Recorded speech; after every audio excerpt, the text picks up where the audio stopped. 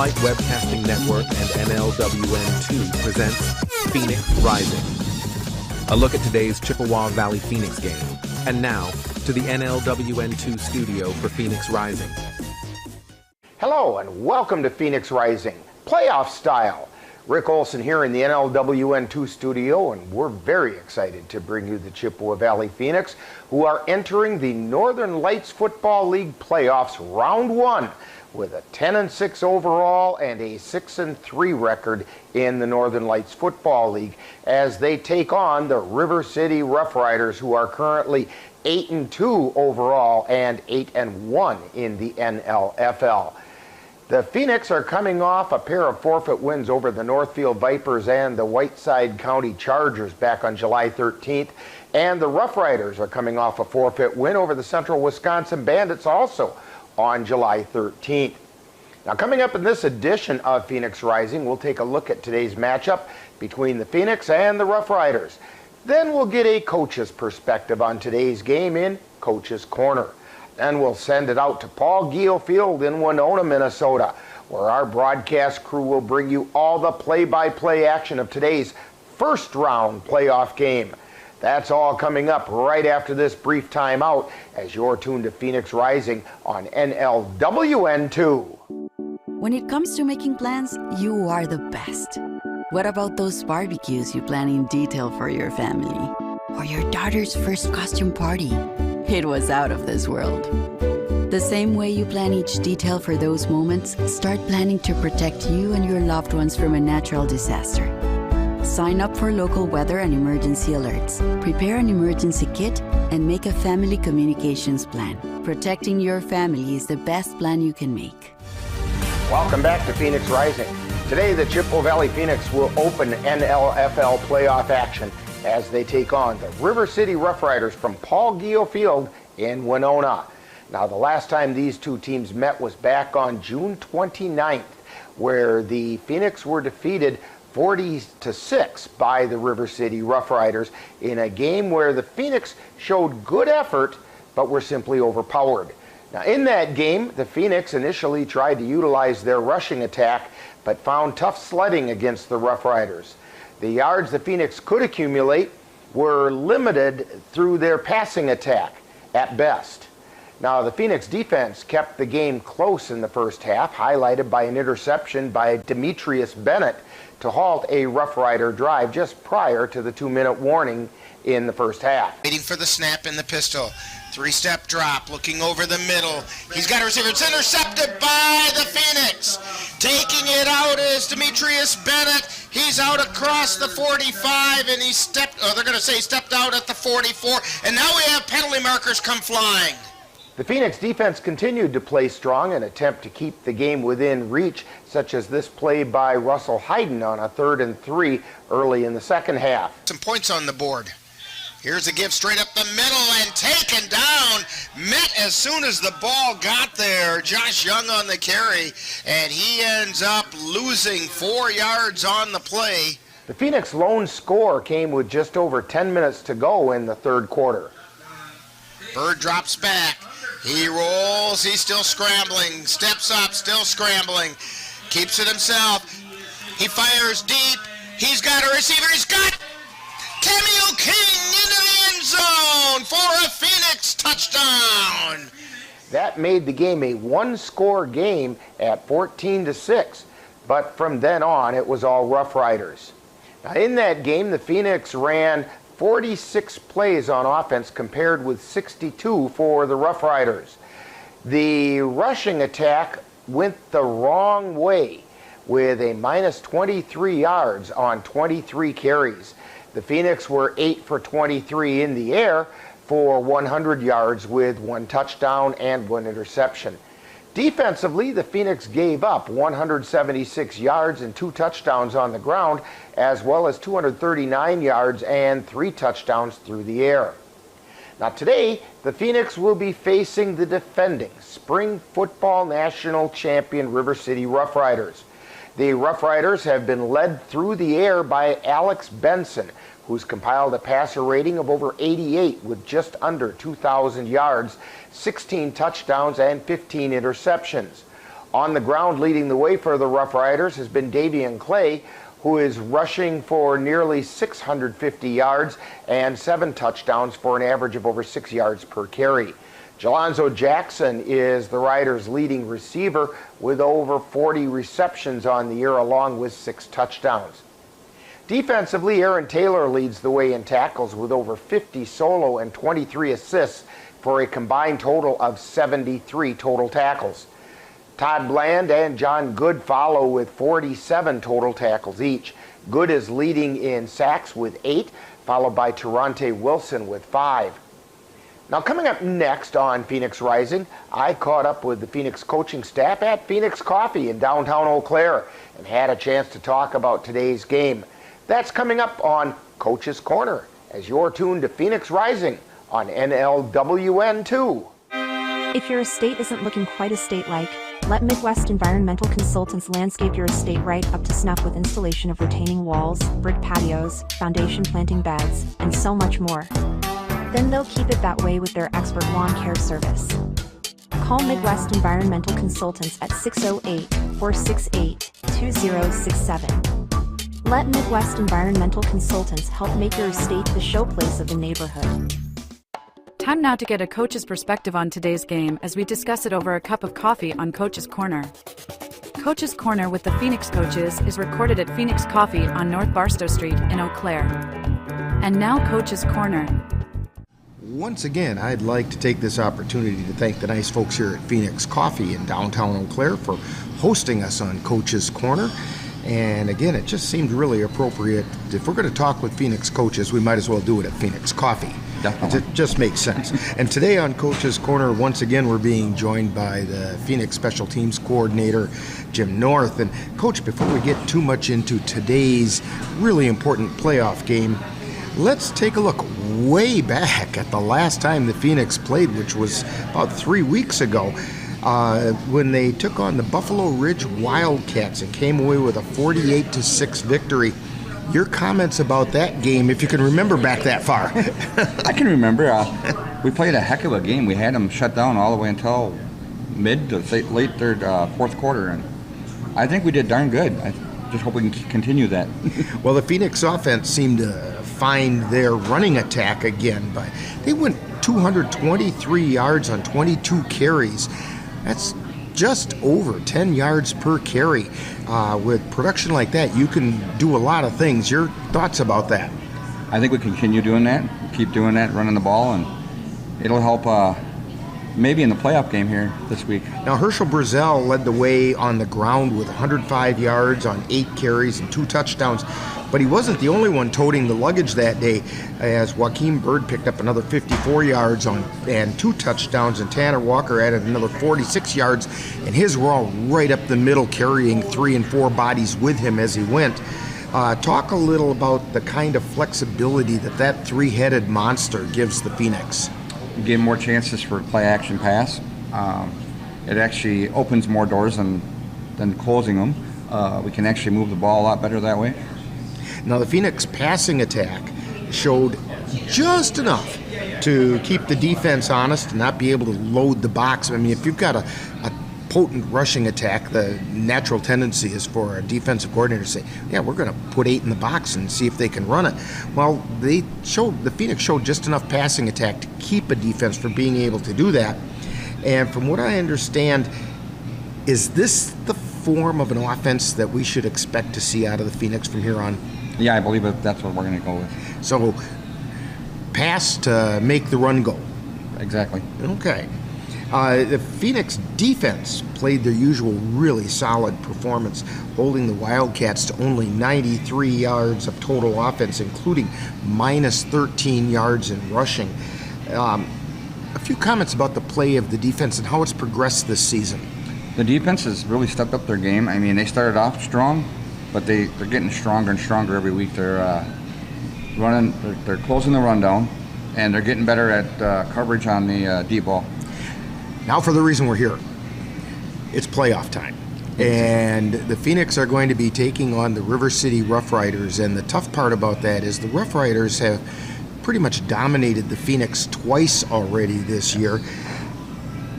But they're just football players like the Phoenix are, and so they aren't perfect. They do have strengths, so they're a good football team. What are some of the strengths that the Phoenix are going to have to focus on? We got to watch their passing attack. They got some pretty good receivers I see out there. Okay. Now, are there some tendencies that they have that the Phoenix might be able to capitalize upon? We could actually get to the quarterback a lot better, I think, too. If we can get to the quarterback, it'll shut down the doors on that.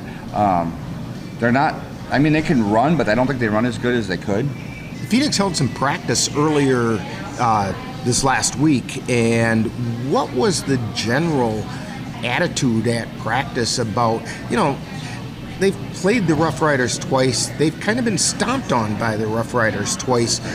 What was the feeling at practice about having to face them again? I think they're ready this time around, the guys. I think they want to show that they can actually put them down. They want to show that they can actually beat the Rough Riders at their game. I mean, I don't think the Rough Riders are actually as great as, their record may indicate. They do have flaws, and we're going to have to exploit those. Now, there is the old adage that when you play a team 3 times, beating them 3 times in a row is really difficult. And one of the things that we should keep in mind is that, especially in the last meeting between the Phoenix and the Rough Riders, that game was a 1-score game well into the third quarter, and then basically the defense got worn out. But in this game, you're going to have your full complement of running backs, which you didn't have the last time they played. And so hopefully that should be able to establish some sustained drives and give the defense a bit of a break. Your thoughts about how that combination is going to work? With a combination of the three-headed monster with the runners, that's going to be great because we didn't have that the last 2 times against the Rough Riders, and it should slow the Rough Riders down a lot and maybe open up some more doors for us to get on top of them. Well, Coach North, hopefully the Phoenix are going to get another opportunity to play by defeating the Rough Riders today, and I want to thank you for joining us on Coach's Corner. Stay tuned. Coming up next is more of Phoenix Rising. You've been enjoying a cup of coffee while talking a little football with one of the Phoenix coaches on Coach's Corner, recorded at Phoenix Coffee on North Barstow Street in Eau Claire. Stay tuned, more of Phoenix Rising is coming right up.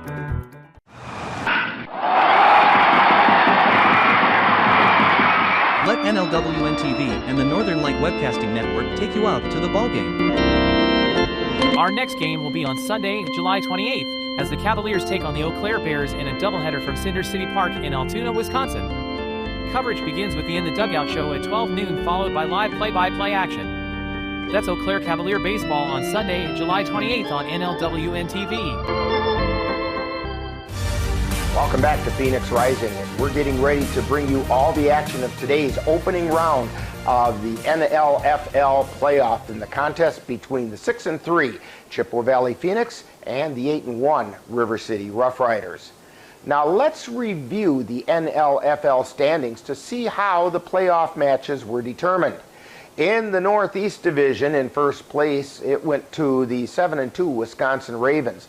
Tied for second at 2 games back are the Fox River Raiders and the Manitowoc Mariners, both teams at 5-4. By virtue of a tiebreaker, the Mariners will be in the playoffs. The Brown County Blackjacks finished in fourth place at 2-7. In the Northwest Division, first place finds the River City Rough Riders with an 8-1 record. 2 games back were the Chippewa Valley Phoenix, who finished at 6-3.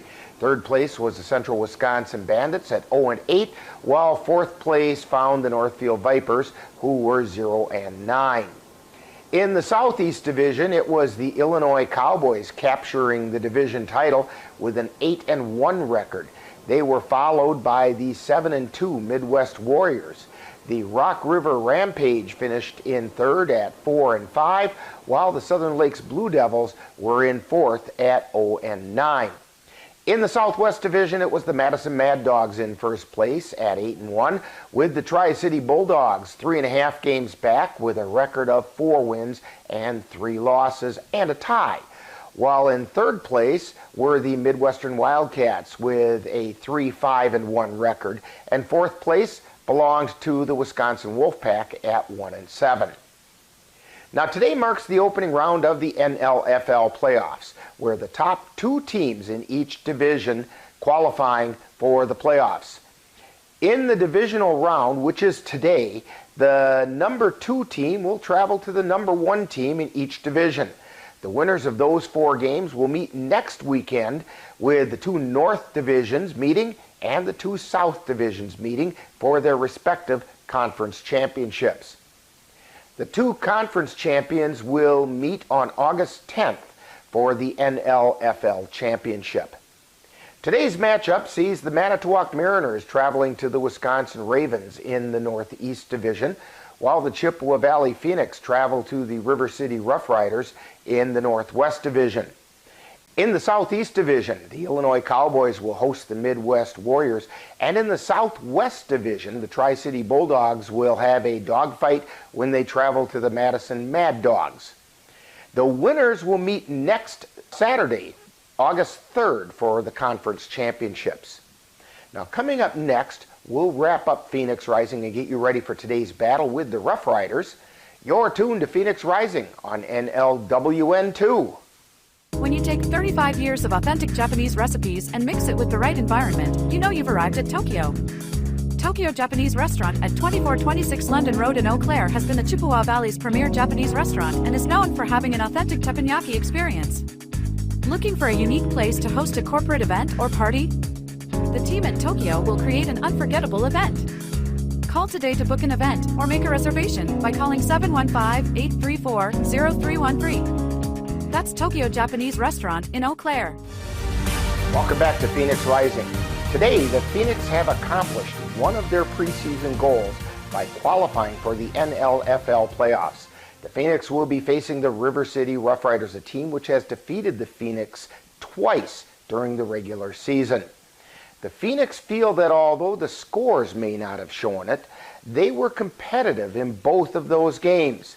The Phoenix are also relying on the old adage that defeating a team 3 times in a row is extremely difficult. Therefore, this could be a good time for an upset. The Rough Riders are trying to earn an eventual return to the NLFL championship game in a potential rematch with the Illinois Cowboys. To do that, they need a win today. So it all adds up to some exciting NLFL playoff action right here on NLWN2.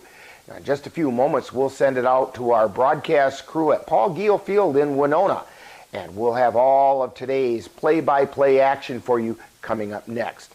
You've been tuned to Phoenix Rising on NLWN2.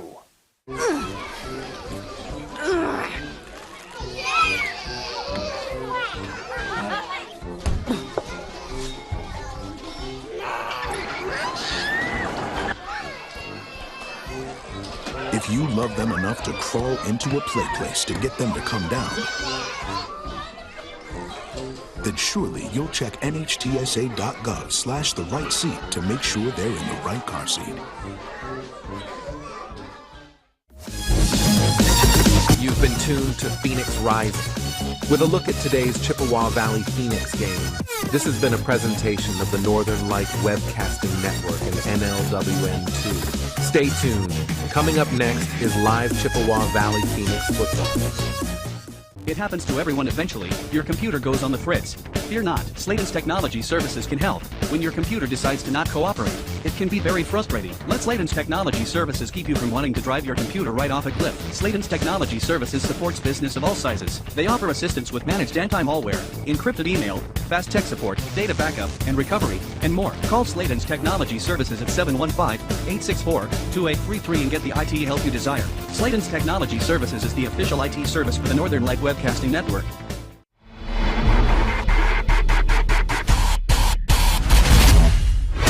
The Northern Light Webcasting Network and NLWN2 proudly present the Northern Lights Football League.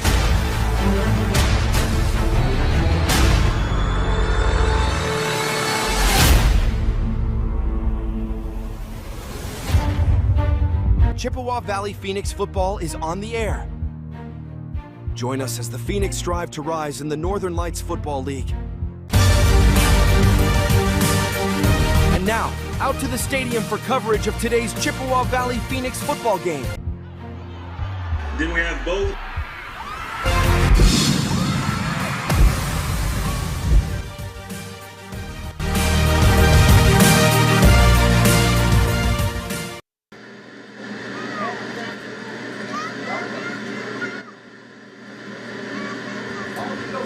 Okay, I want to introduce the Rough Riders individually.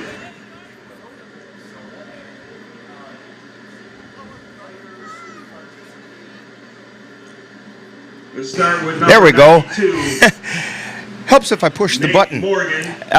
We're at Paul Giel Field, Minnesota, and the Rough Riders held a clinic earlier today for youth players, and they're all out there at the 50-yard line after they all got introduced and allowed to rush out onto the field. And now the Rough Riders are being introduced, and we'll turn it over to the public address system and listen to that. Number 44, James Washington. Number 43, John Good. And wearing number 35 today is Michael Brooks. Number 33, Marmar Liggins. Number 30, Reggie Horace. Number 29, Tay-Tay Baisley. Number 28, U.J. Wilkerson. Number 26, Catlin Donnelly. Number 25, Todd Bland. Number 24, Ray Liggins. Wearing number 22, Jeffrey Peoples. Number 21, Akeem Peterson. Number 18, Malik Davidson. Number 17, Ryan Hoskins. Number 14, Tracy Samuels.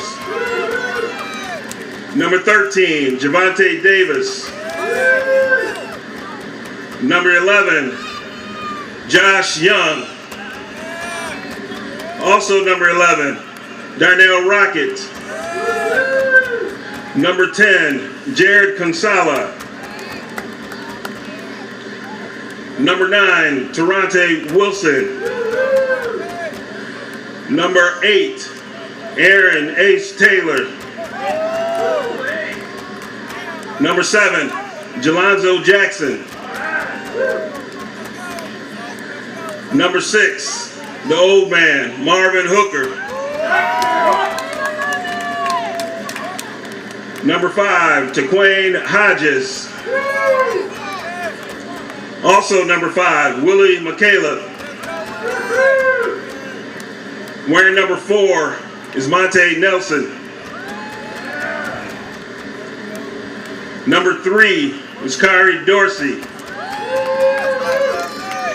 Number 2, Alex Benson. Number 1, Devion Clay. And 00, AC Riley.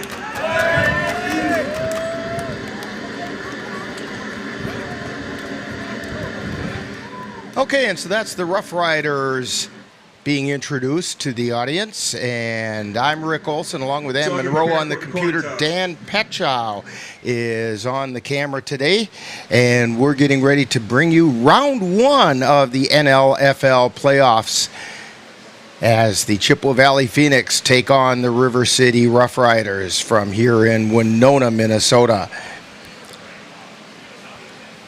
Rough Riders come in with a league record of 8 wins and 1 loss, and the Phoenix come in with a record of 6 wins and 3 losses. So we're about ready to have the coin toss down on the field. We're waiting for the captains to appear. Then we'll have the national anthem, and we'll be ready for the start of today's activities. 90 warm degrees in Winona with the wind out of the south at about 12 miles an hour. The feels-like temperature when you're not on the field is 95 degrees, but down on that artificial turf surface, you're looking at temperatures that are going to be well over 100 degrees for the players in all those pads. So it's going to be a warm one. Hopefully the players are going to stay well hydrated. I suspect we'll have some cramps and so on for some of these players before the game is done. Pretty typical situation.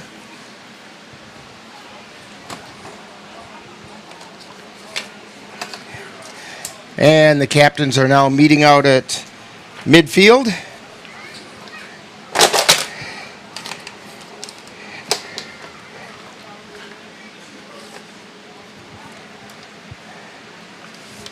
And we're getting ready for the toss of the coin, and they tossed it. It looks like the Phoenix won the toss. And they have deferred.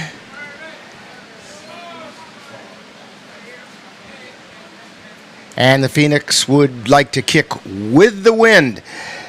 Wind is blowing from south to north, so the Phoenix will defend the south end zone and be kicking off to start the first half. So we're just about ready to get things underway, and we'll be back with the opening kickoff right after this timeout on NLWN 2.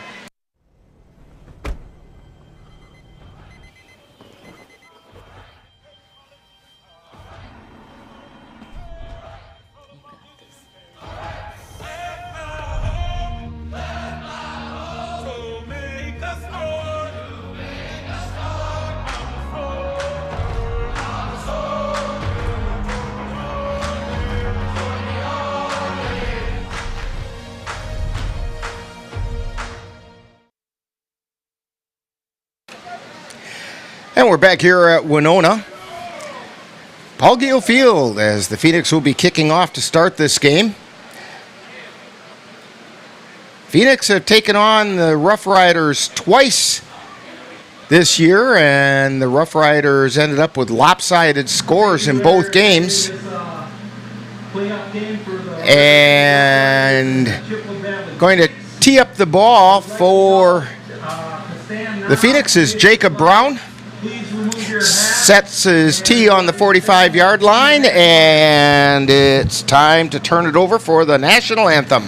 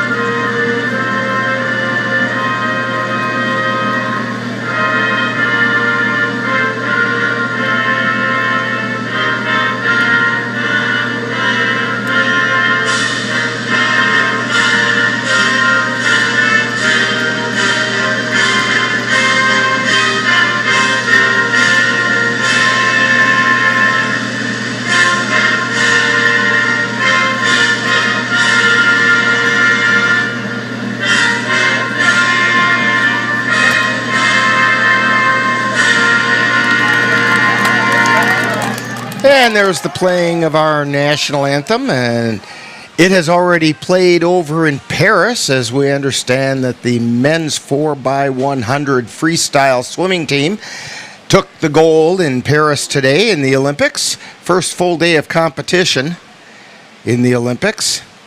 So the U.S. off to a pretty good start. And we're about ready to get a pretty good start to this football game. How's that, Ann, for a segue? And I'm getting a thumbs up from Ann. I just want you to know, it's 90 here, it's 20 degrees hotter, at least on the field. Yeah, I hadn't looked this up, and she said it's, according to the information she can find, it's on an artificial surface like here in Winona. It's approximately 20 degrees warmer there than it is air temperature around the field, and the air temperature here is 90 degrees, so it's very easily 110 degrees down there on the field. Thank goodness they have access to the ice machines here. A lot of times we don't. And Jacob Brown is getting ready to kick off. Rough Riders have a couple people back deep to receive. Javante Davis back there. He picks up the ball at about the 20. He's out to the 30. He's out to the 40. He's got a little bit of room. Got out to the 45-yard line where he's taken down by Jacob Brown right there at the 45, and that's where they're going to spot it. 1st and 10 for the Rough Riders as we are underway.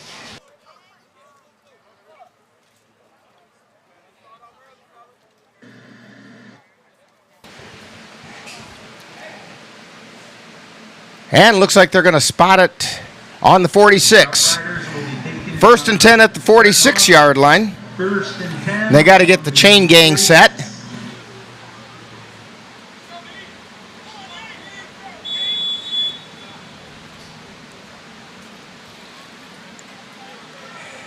Now they're set, and the Rough Riders come up to the line of scrimmage. Alex Benson at quarterback. He's in the shotgun. He's got Davian Clay as his running back. And he puts a man in motion, quick pitch, and they do a reverse and back to Benson. He throws it out to the left side and being taken down in the backfield for a loss of about 5 yards is Jelonzo Jackson. They put Jackson in motion, pitched it to him.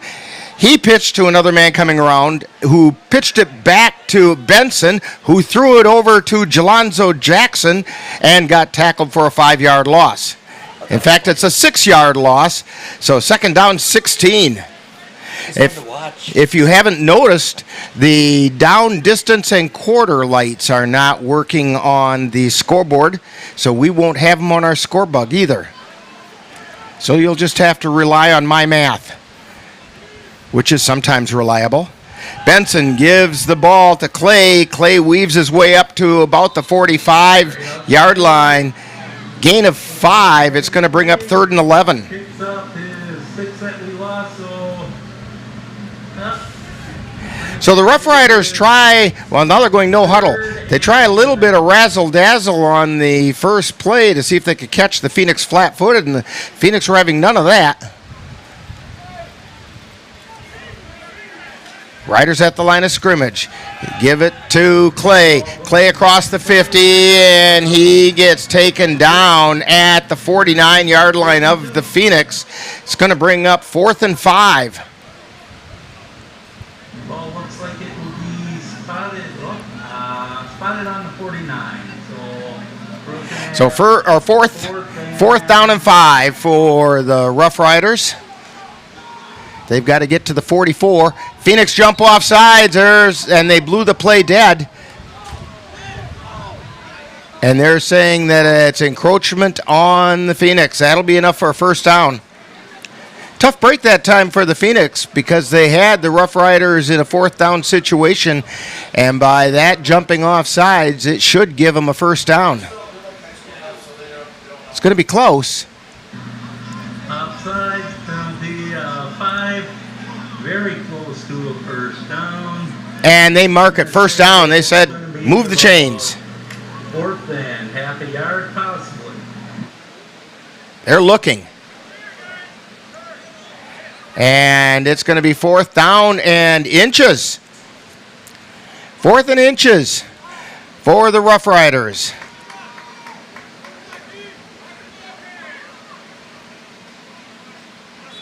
Jacob Brown playing the defensive end on the near side.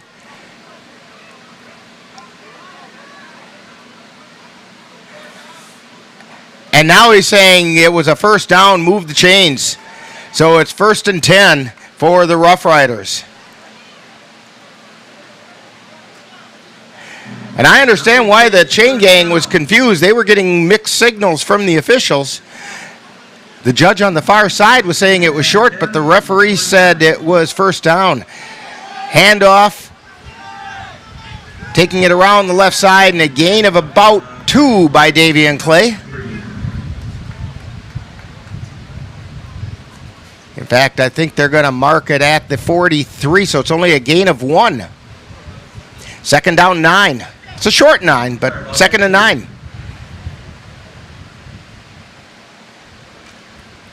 Riders come up to the line.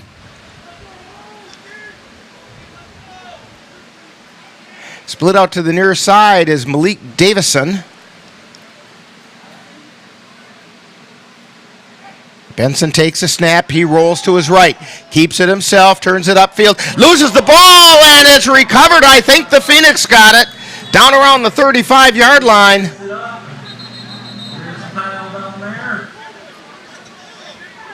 And we got to wait till they unstack the pile.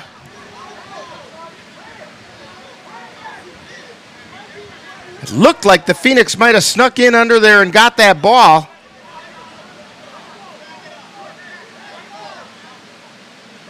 And it's Phoenix ball. Fumble recovered by Herschel Brazel.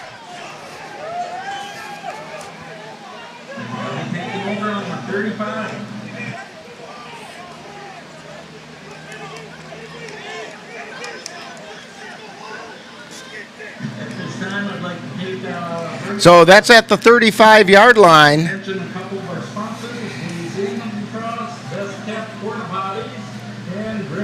With 11:50 to go in the first quarter. And the Phoenix come up to the line of scrimmage. Splitting out wide to the near side is Preston Buss. And gives straight up the middle to Tanner Walker, who gets across the 35 out to about the 36-yard line. It's going to be a gain of about a yard. Half a yard, I'm guessing. Second and 9. He'll bring up second down, 9 yards to go, maybe 8, depending on where they end up marking it. Nope, second and 9. Ball's on the 36.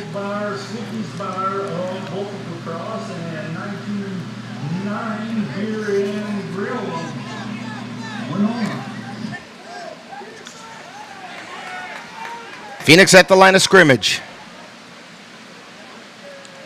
Joaquin Bird at quarterback. Takes a snap. Gives it to Tanner Walker up the middle again. He bangs some heads together and picks up a couple more yards. Your hook was in on that tackle. Looks like he got it out to about the 38-yard line.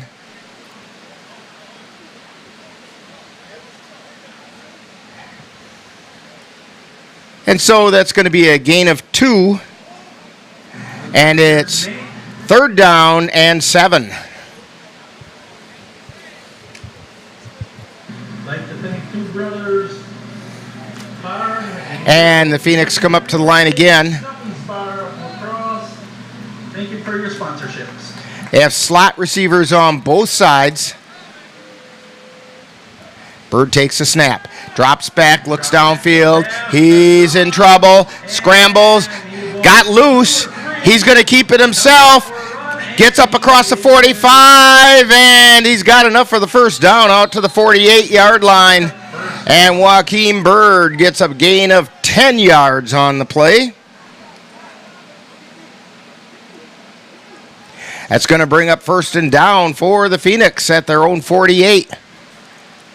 Bird dropped back. Nobody was open.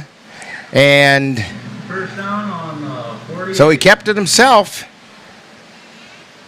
As we said, Preston Buss is in there at a wide receiver. Also coming out to the near side is Sage Weiss.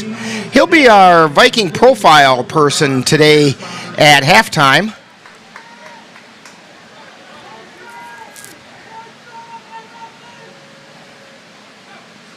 And we have a false start going to be called against the Phoenix.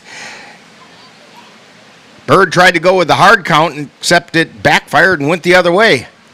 Cameo King is a wide receiver, has been splitting out to the wide side, to the far side, I should say.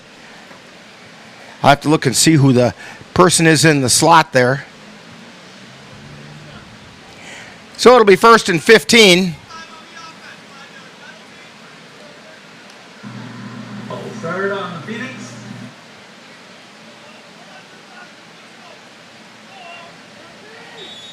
So 1st and 15 as they come up to the line of scrimmage. That will bring up 1st and 15.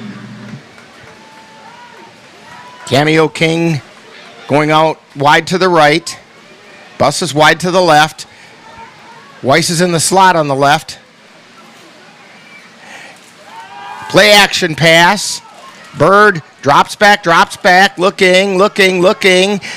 Still looking, and he's tucking it, and he gets back out to about the 45-yard line. So it's going to be a gain of, they're going to mark it a gain of 1. It's going to bring up 2nd down and 14 yards to go. 2nd and 14.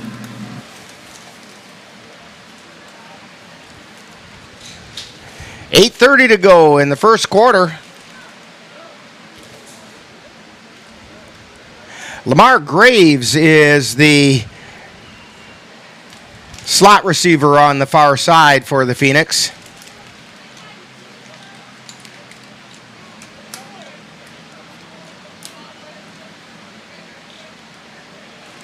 And the Phoenix come up to the line. Walker in the backfield along with Bird. 2nd and 14. Bird drops back. He's looking downfield, he's under some pressure. They collapse the pocket. He's still under pressure. He's still on his feet, though.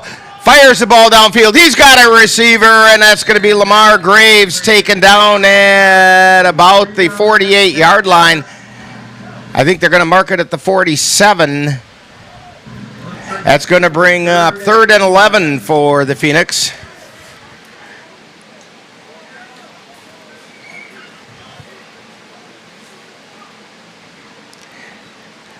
Joaquin Bird keeps dropping back, and it gets kind of scary back there because the Rough Riders are showing pretty good discipline on their rush. They aren't over-pursuing. They're maintaining the shape of the pocket, but just collapsing it all the time,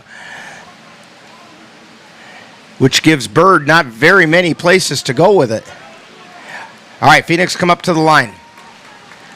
3rd and 11.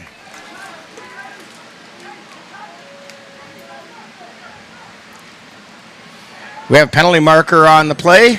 Bird's running around in the backfield, throws it out in the flat. It's incomplete, intended for Herschel Brazel.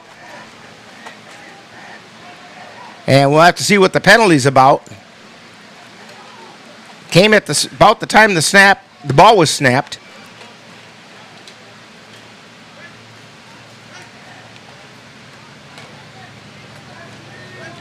They're talking to Dan Bridges on the Rough Rider sideline. Illegal shift by the Phoenix, and the penalties decline, so it's going to bring up 4th down and 11. And it brings up 4th and 11. It's time to take these in. Best kept porta potties, Driftwood Facts. Thank you for your sponsorships.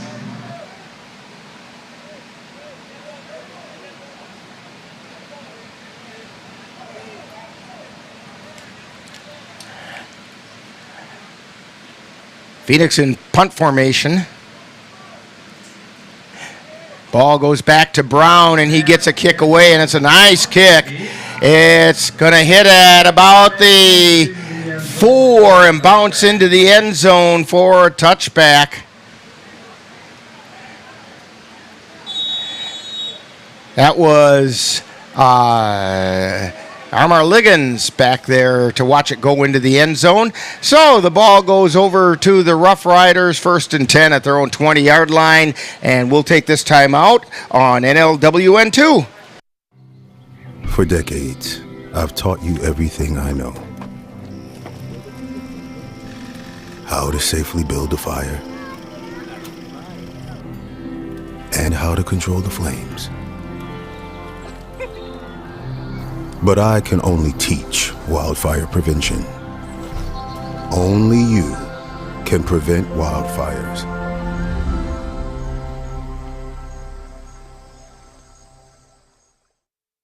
From homemade sauce to dough that's made fresh and the specialty meats and real mozzarella cheese, Sammy's at 2812 London Road has the recipe for the best pizza in town and has been Eau Claire's go-to pizza place since 1957. Sammy's not only offers award-winning pizza, but their menu includes burgers, sandwiches, chicken and much more. The next time you're in the mood to head out for dinner, drop into Eau Claire's only Hall of Fame pizza parlor, Sammy's Pizza, 2812 London Road in Eau Claire, or call it 715-831-1300. And I believe following the punt, the officials called a water break for both teams, as they will do today quite often, I suspect, as it is warm and toasty. Now, Dan is right in front of the press box, and where he is, he's actually in the shade, and there's a nice breeze right where he is, so it's not so bad there. It's pretty stifling in the press box here. Rough Riders have the ball, 1st and 10 at their own 20-yard line.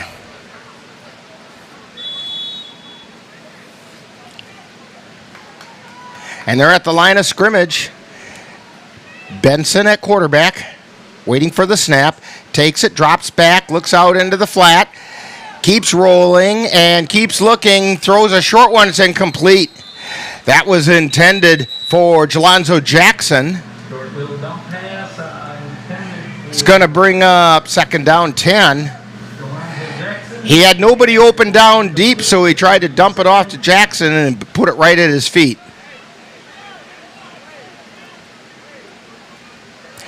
So 2nd and 10.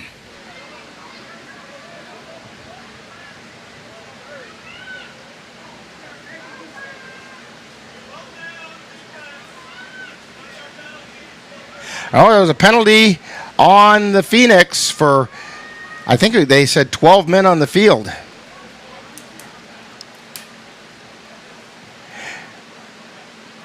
So, as a result of the penalty, I believe it's 1st and 5. The down box, yeah, he's fixing it now. I'll be honest, I did not see the flag come in.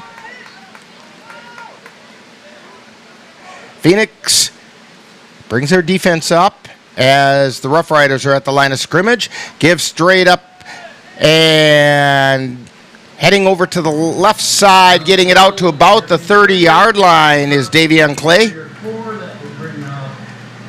It's going to bring up 2nd and about a yard. No, they marked it 1st down. 1st and 10 at the 30. He just barely got to the 30-yard line. That's the 2nd 1st down for the Rough Riders.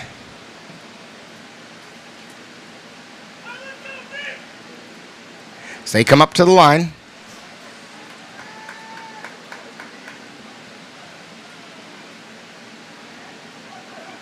They put a man in motion. They pitch it, and the ball's recovered by the Phoenix. And coming in and picking up the loose ball was Nate Wilson. As the ball was loose on the ground, they tried to do an inside handoff, and they're saying it was a fumble. The Rough Riders are claiming it should be an incomplete pass. And they may have a leg to stand on here. But the officials are huddling about it.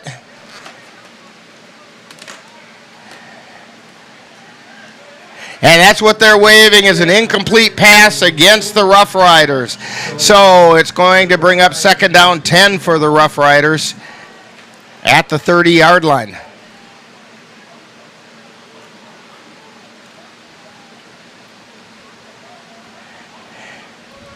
Yeah, that handoff, it wasn't a handoff, it was a short pitch forward, which counts as a forward pass, and it hit the ground, and so it's an incomplete forward pass. It was exciting, just didn't work out in the Phoenix benefit. It's hot enough, they could be the Fevers today. Not kidding. Benson has him at the line. He drops back, looks over to the right. He's got a receiver, and he's taken down at the 41-yard line. That is complete to Malik Davison. And it's going to be a first down, gain of 11. Is that a sandwich tackle?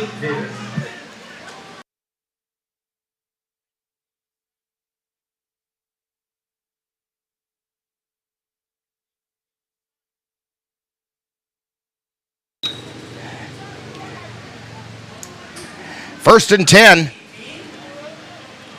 And timeout called by the Phoenix. So with a timeout on the field, we have no score from Winona on NLWN 2. Menominee Eye and Optical can help you see the world for the beautiful place it is. Doctors Nicholas and Marianne Comro provide comprehensive and emergency eye care for all, including pediatric and special needs patients. Whether it's examination for glasses to cataract or LASIK care, or diagnosis and management of macular degeneration, and so much more. In addition, Menominee Eye and Optical's experienced opticians will help guide you to the highest quality eyewear for the best value. That's Menominee Eye and Optical, 520 Wilson Avenue in Menominee, where they specialize in quality personalized care for you and your family. From concept to creation, the Visual Identity Vault is your complete design headquarters for all of your business and brand identity needs. We offer precision production, meticulous screen printing for vibrant, durable prints. Our plans are tailored to you, apparel and merchandise for businesses, teams, and individuals. We have streamlined solutions, hassle-free web store setup. We handle orders and payments. Ready to elevate your brand? Contact us to get your custom creation started today at the Visual Identity Vault at tvivmn.com, 507-238-9793. Let's make your mark together. We're back here at Winona, Paul Giel Field. 4:33 to go in the first quarter. Rough Riders with the ball, first and 10 at the 41-yard line.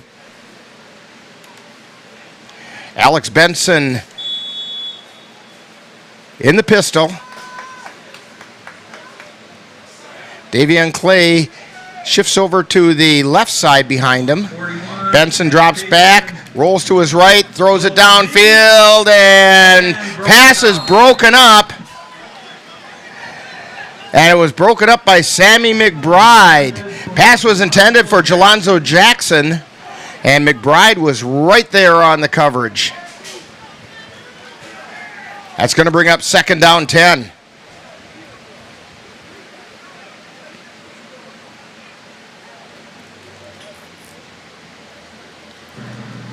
One of the things the Phoenix have had to work on all season long is coverage on those deep patterns, and Sammy McBride was right there that time.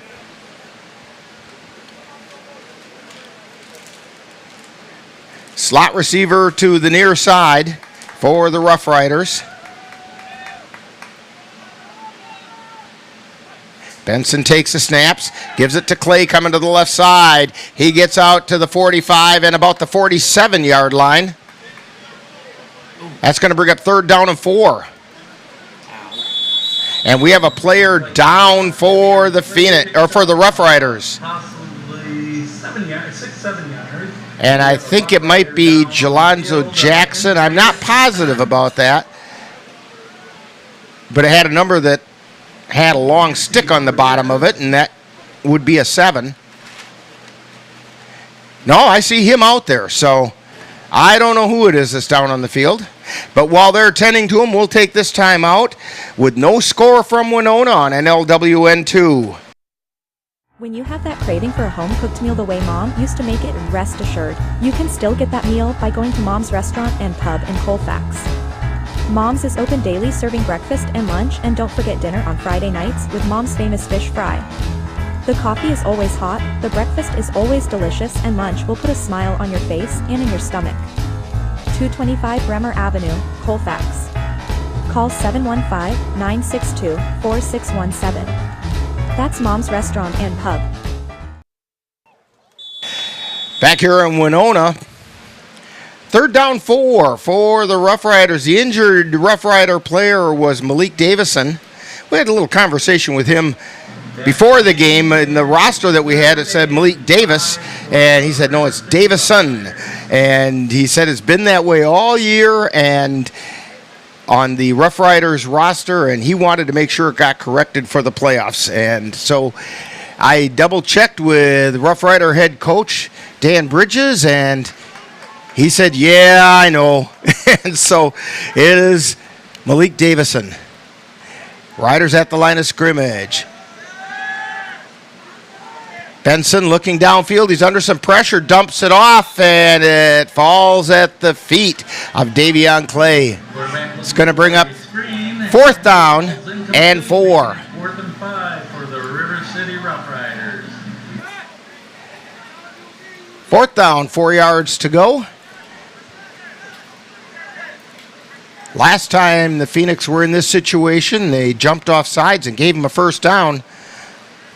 Let's see if they can stay disciplined along the line this time. A reminder to let you know we have some eats and treats in the tunnel there. Check out our concession stands, and we also have some Rough Rider swag for sale. Rough Riders at the line of scrimmage.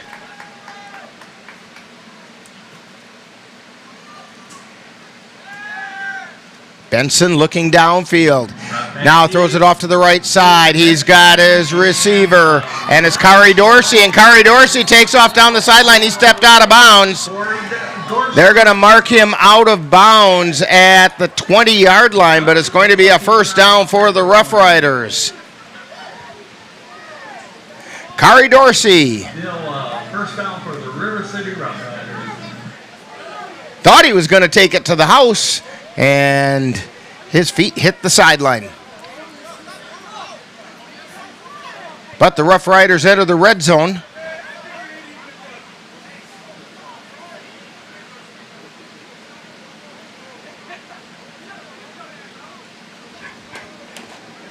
.309 remaining in the first quarter.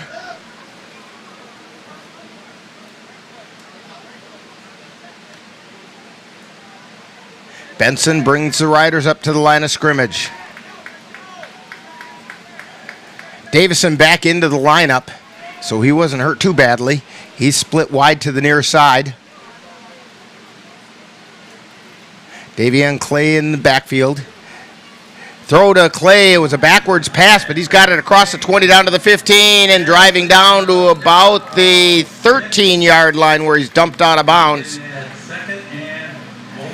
That's going to bring up 2nd down and about 3 yards to go.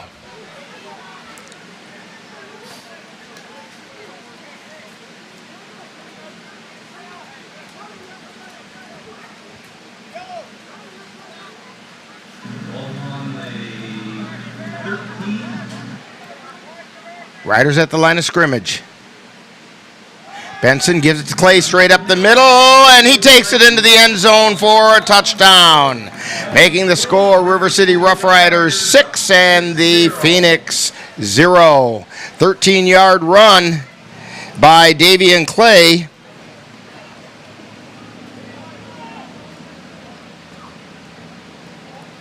To put the Rough Riders on top with 2:04 remaining in the first quarter.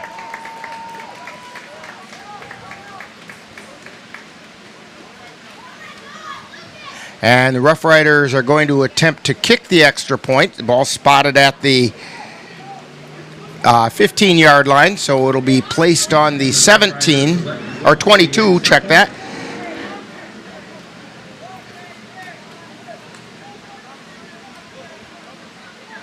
Snap, it's high. Bounces back, picked up, and looking downfield, throwing it, and it's going to be incomplete. The ball went high, and Jared Kinsella picked up the high snap and rolled out to the right and could not complete a pass, and so the extra point is no good. So it's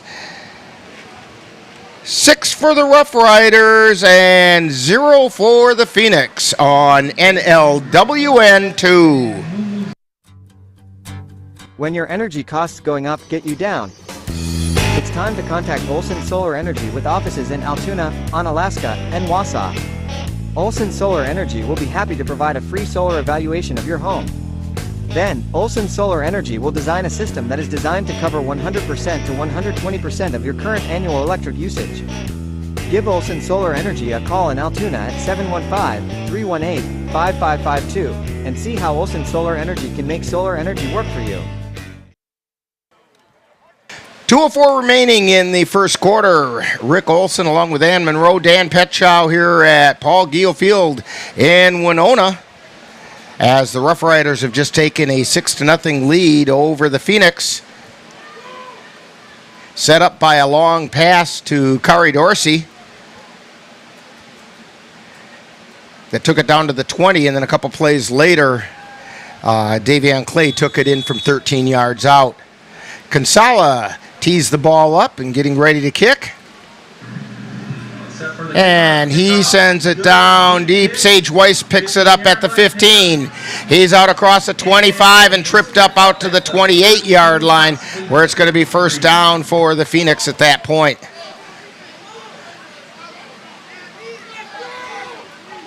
Rough Riders up 6-0. And 2 minutes left of the quarter. So the Phoenix offense heads out onto the field.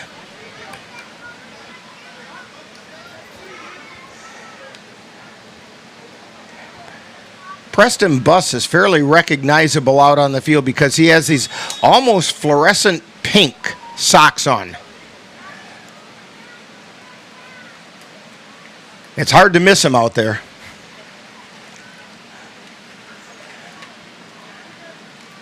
Cameo King is split out wide to the right side. Buss is wide to the left side. Sage Weiss in the slot on the near side.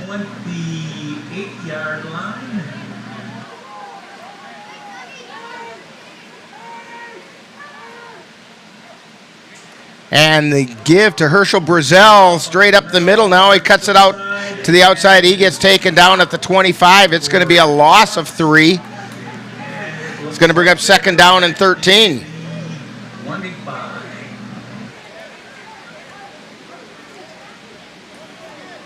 Brings up second and 13. That's not the direction the Phoenix offense wanted to go.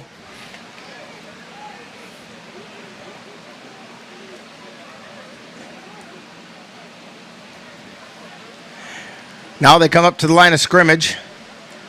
Again, Buss is on the near side with Weiss in the slot. King goes out to the far side.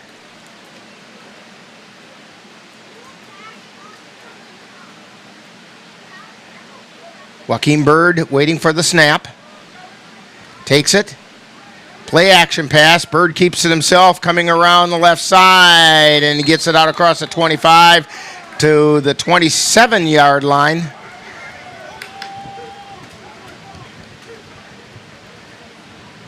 And Bird's helmet came off, so he's got to go out for a play.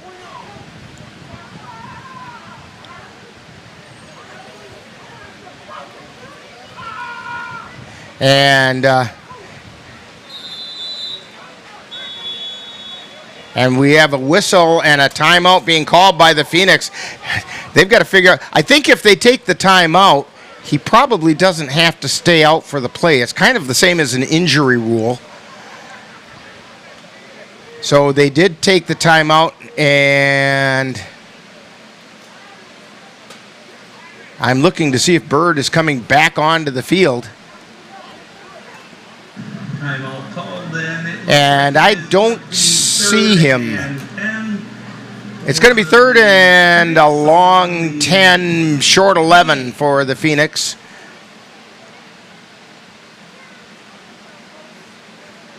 And with that timeout, Phoenix players grabbing a little bit of water. Coach Justin Ellison wants to get them over to talk to him.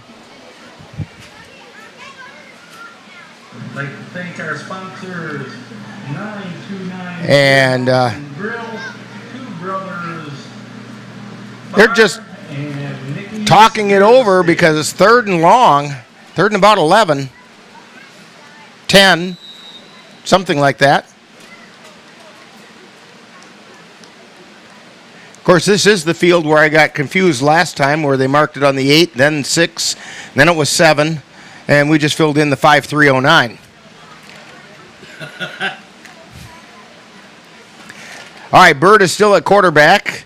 as a result of the Phoenix calling that timeout. They're coming up to the line. Bus splitting out wide to the left. King wide to the right. Bird drops back, looking downfield, fires it long. He overthrew his receiver, and it was intended for Noah Miles over on the right side, and it falls incomplete, brings up 4th down.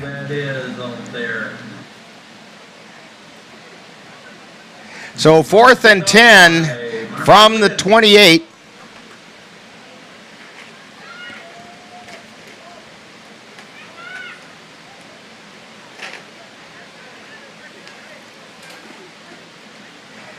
And my suspicion is that we'll see Jacob Brown dropping back into punt formation, and we do. And for the Rough Riders, back deep to receive, we have Armar Liggins, along with, I think it's Javante Davis. I think that's the number I saw. When they stand sideways to us, it's kind of hard to tell. Low snap. Brown gets it away, gets run into. Kept his feet. Ball gets bobbled by the Rough Riders, and they've got it out across the 45, still on his feet. He's across the 50, down to the 40, down to the 30, and taking it into the house for a touchdown. That's a 65-yard kick or punt return by Javante Davis.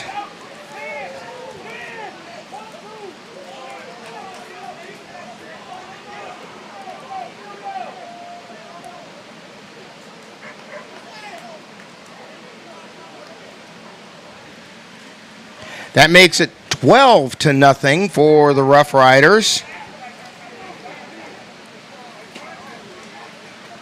With 6 seconds remaining in the first quarter. Again, they're spotting the ball on the 15-yard line. So they're going to try the 1-point conversion. Kinsella to do the kicking. Out of the hold of Jeffrey Peoples.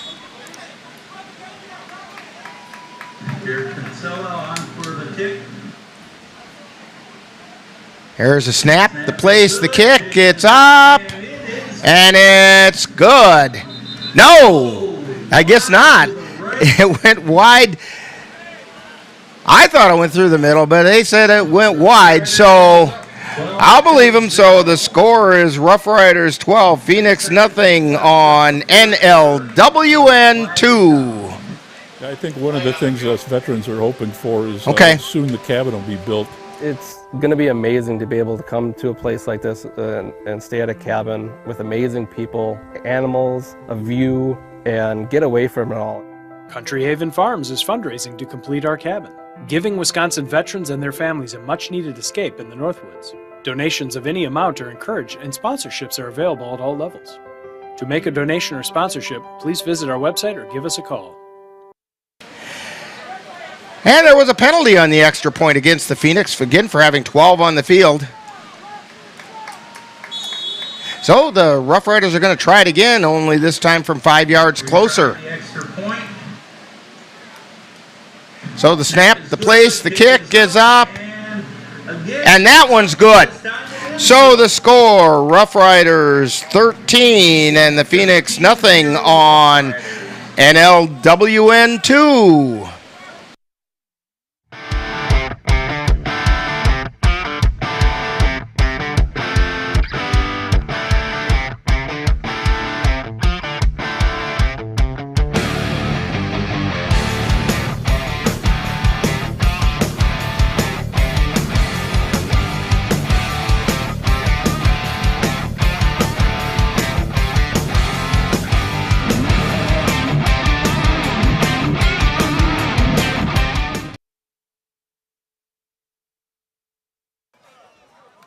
Six seconds to go in the first quarter. Rough Riders on top of the Phoenix, 13-0.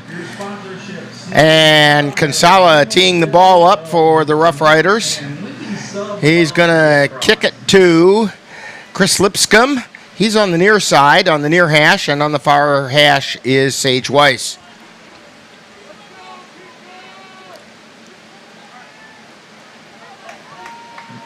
Again, we have swag and concessions at the sidelines. Just come on, check out treats and eats and the swag. Pick up your Rough Rider. Consala's already received the whistle. And he approaches, swings the leg, and drives it down where Sage Weiss takes it at the 15. It's across the 20 to the 25, cuts back, and gets taken down at the 29-yard line. Let's see if they give him as much as the 30. I don't think so, though. Let's see where they spot it first. It's going to be the end of the first quarter, so we'll let you know where they spot it when we come back. So at the end of the first quarter, it's the Rough Riders 13, Phoenix nothing on NLWN 2. Firearms, ammo, training, and safety. That's what it's all about at Mark on Shooting. Our certified gunsmith offers a full range of services from weapons cleaning to threading barrels. Our professional pro shop staff are ready to answer all your gun and accessory-related questions and help you pick the perfect weapon for you. You want to change the look of your firearm? We also offer Cerakoting. Stop in for details. Start browsing or book your classes at mark-onshooting.com. That's MARC-ON shooting.com. Mark on Shooting. Best kept secret in Chippewa Valley.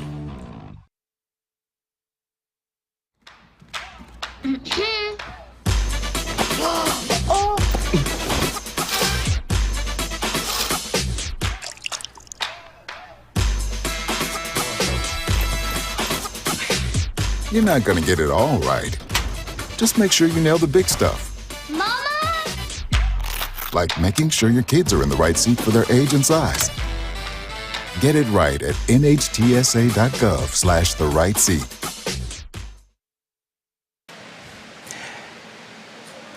So we're at Paul Giel Field in Winona, and the Phoenix have the ball 1st and 10 at their own 30-yard line, getting ready to start the second quarter.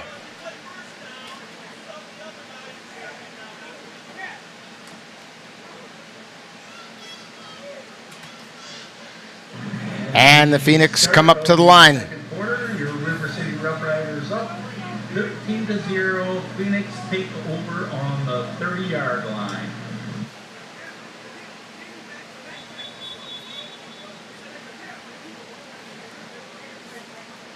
And I'm looking down there. Preston Buss is split out wide to the left. Sage Weiss is in the slot. Cameo King wide to the right. Two backs in the backfield now. Alex Tompkins back there, along with Herschel Brazel. And we have a penalty marker come flying in. The Rough Riders were pointing at the Phoenix, and they stood up, and it is a false start on the Phoenix. What it is, and that will be taken back probably 5. So it's going to make it 1st and 15 from the 25-yard line.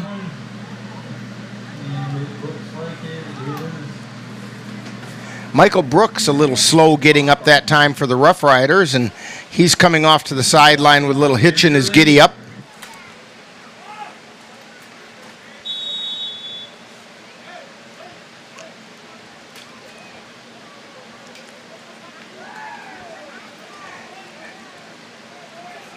Phoenix come up to the line. Tompkins to the right of Bird, with Brazel to the left. Bird takes the snap, steps up, steps back, directs traffic, throws it out into the flat to King. We have a penalty marker goes flying. King drives downfield to about the 46-yard line where he got knocked out of bounds. We'll have to see what the penalty's all about.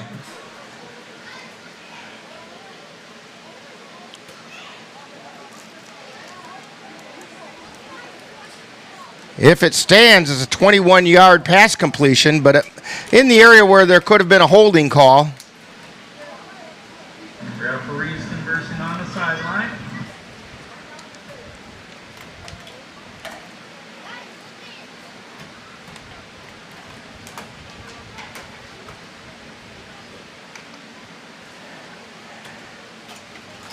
And we're waiting to see ineligible man downfield being called against the Phoenix. Oh, we're going to have offsetting penalties.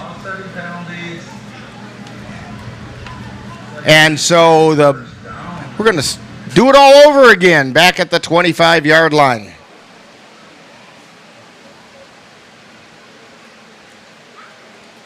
So it'll be 1st and 15.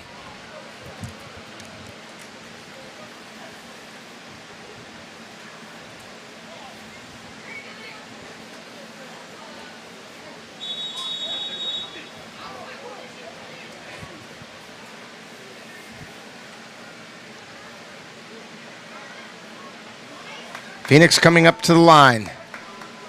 Bus is split out wide to the left. King is wide to the right. We have slots on both sides as well. Quick throw over the middle. Pass is complete to Sage Weiss, and they lost the handle on it. I think that's going to be ruled incomplete. It is. It was dove upon by the Rough Riders. Willie McCaleb was on top of it, but Sage Weiss did not complete it all the way through the process of the catch, and so it's an incomplete pass. Apparel down on the sideline right below the grandstand, and we have eats and treats at the concession stand. So that'll bring up 2nd down 15. So far today, the biggest enemy of the Phoenix has been their own mistakes.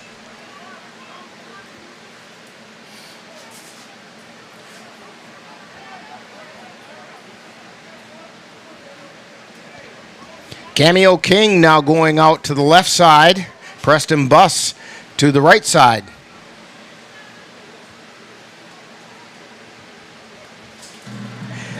Bird can't find the handle, finally picks it up, looking for somewhere to go. He's still loose. He's going to keep it himself. Turns on the Jets, gets it out across the 30 to the 35-yard line, and taken down there. It's going to bring up a 3rd and 5, but it's going to be a gain of 10. That's a long ways to run to get a 10-yard gain for Joaquin Bird.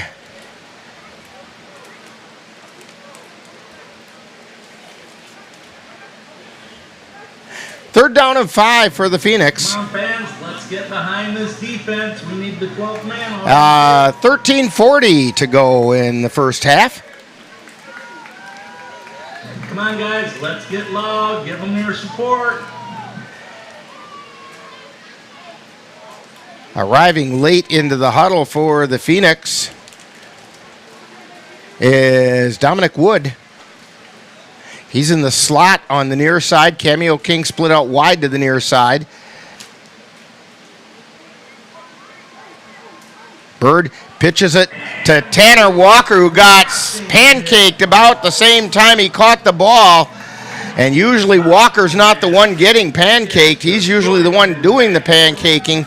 A loss of 6, and that's going to bring up 4th down and 11. That's going to bring up 4th down and 11.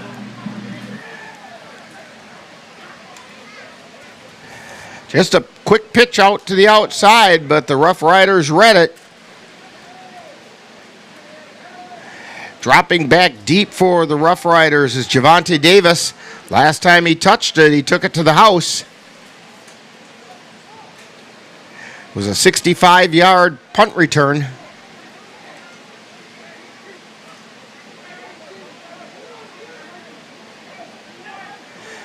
Bird is in the shotgun. Looks like he's actually in punt formation.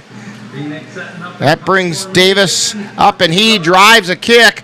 Davis came back up, and the kick takes a Phoenix roll, picked up at the 14-yard line, and Davis has it out across the 35, doubles back. He's across the 40 and across the 50, looking for blocking, and tipped out of bounds at about the 25-yard line. And they're going to mark it right on the 25. Let's see what that's all about. And we do have some markers down.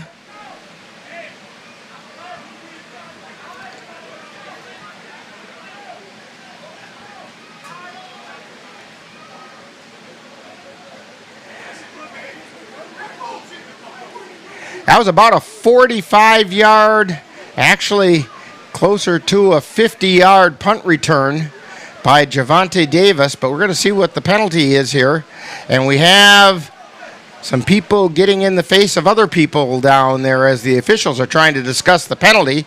A little bit of jaw jacking down there. I see Coach North out there trying to get people separated.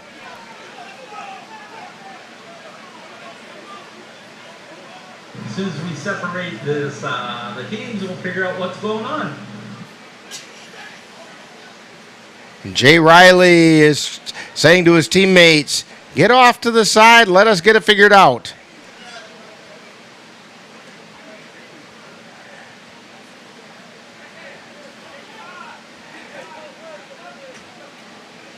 And the officials are still talking. They're standing right on the 30-yard line. The markers are on the 31.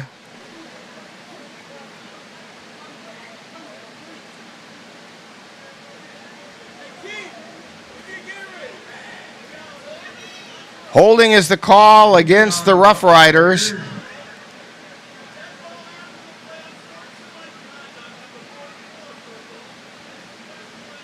And so, 2 penalties against the Rough Riders. There's a holding and an unsportsmanlike call.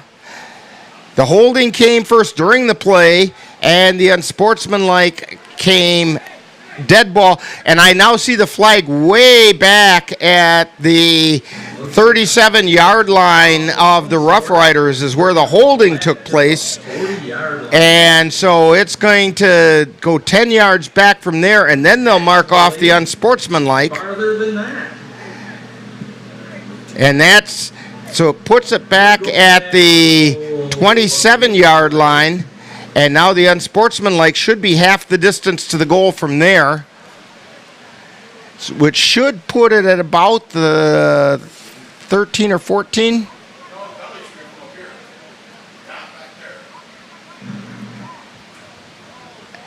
And that's where they're going to mark it, right at the 13-yard line. Originally picked up by Javante Davis, back on the... So it's back at the 13-yard line. 1st and 10 for the Rough Riders. The unsportsmanlike call was a dead ball call after the play was over, so it gets tacked on after the penalty is enforced. And now the sticks are not quite settled in. Now maybe they are. They've got it marked on the 14.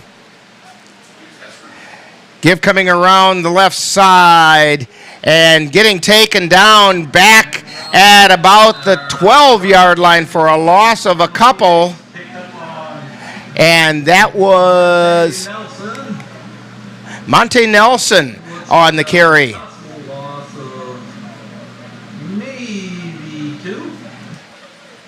Let's see where they put it.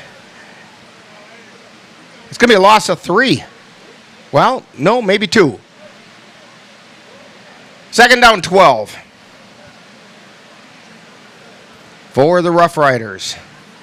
2nd and 13. Alex Benson still in at quarterback.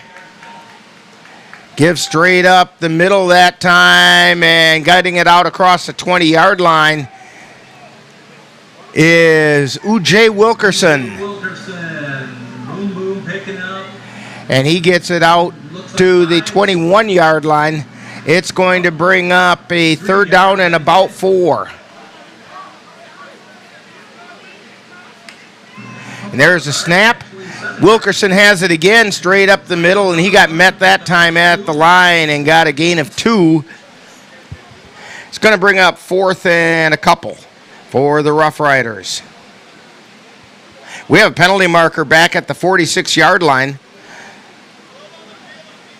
And again, the Phoenix are caught with 12 on the field. Somebody's got to learn how to count to 11.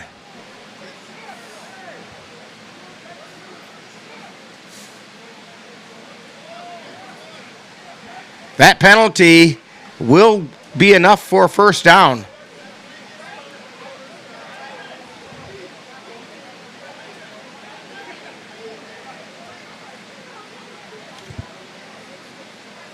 So it sounds like that they And it'll be 1st and 10 for the Rough Riders, just across the 25-yard line.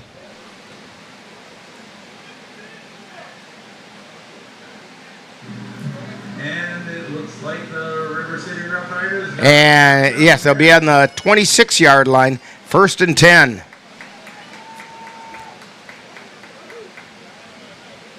First and 10 on the 26. Phoenix have 11 on the field right now.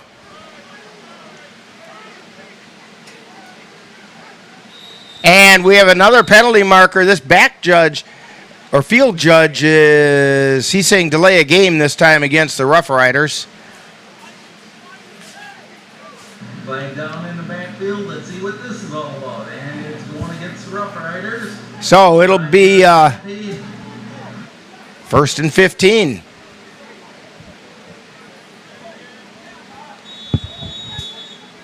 First and 15.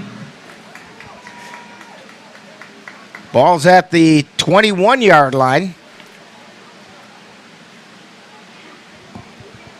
9:38 to go in the first half.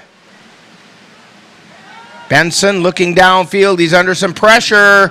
He keeps it himself, and he's going to get run out of bounds back at about the line of scrimmage. No, they're going to say he stepped out way back at the 17-yard line, and that's going to be a loss of 4 yards. 2nd down, 19.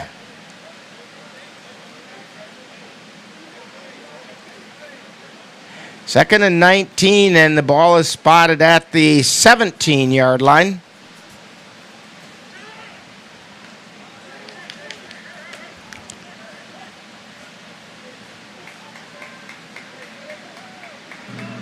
It is 2nd and Homer. Rough Riders at the line. Play action pass. Passes out into the flat. It's complete. Out at the 25-yard line. Pass is completed to Taquan Hodges. 25. And it's going to bring up a 3rd and a yard. Or check that, 3rd and 11. Well, I saw a stick a yard away from it, but it was the other stick. So 3rd down and 11 for the Rough Riders at their own 25-yard line.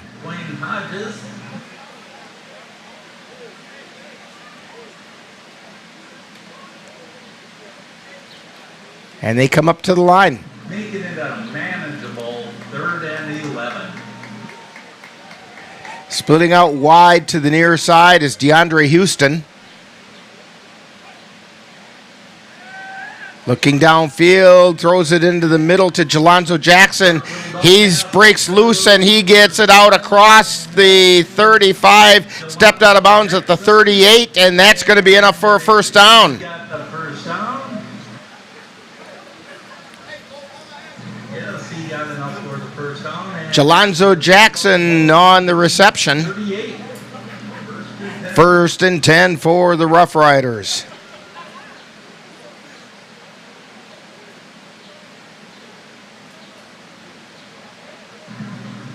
Thank you, 929 Beer House and Grill, Two Brothers Bar and Grill, both of Winona. Thank you for your sponsorships. Houston splitting out wide to the left. Jackson in the slot.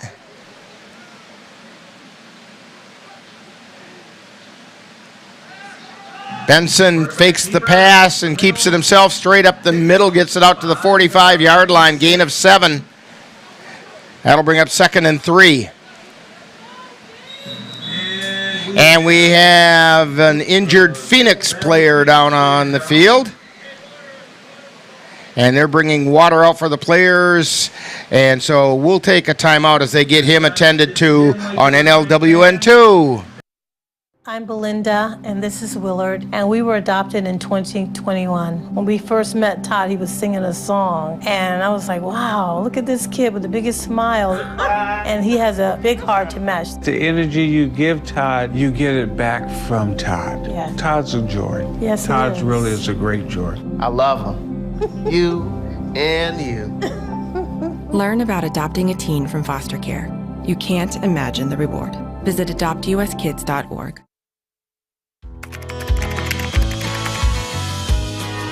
How you doing? Hey, Mason. Hey, Mason.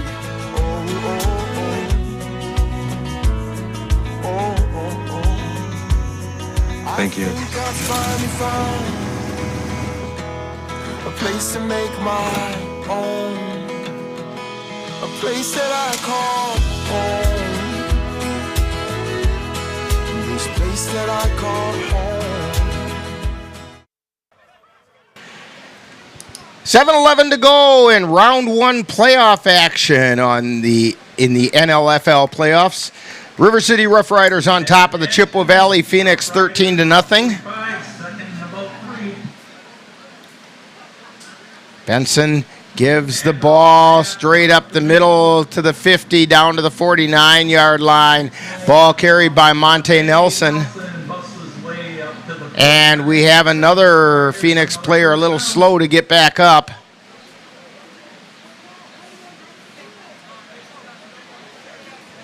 That was Nate Wilson.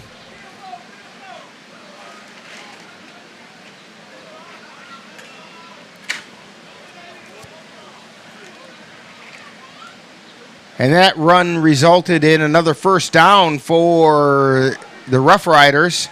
Wilson has to go out because his helmet came off.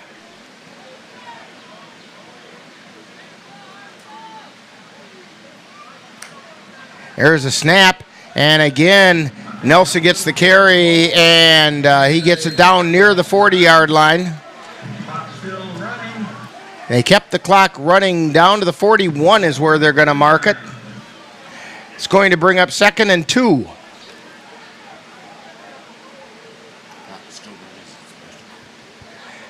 Under 6 minutes to go in the first half.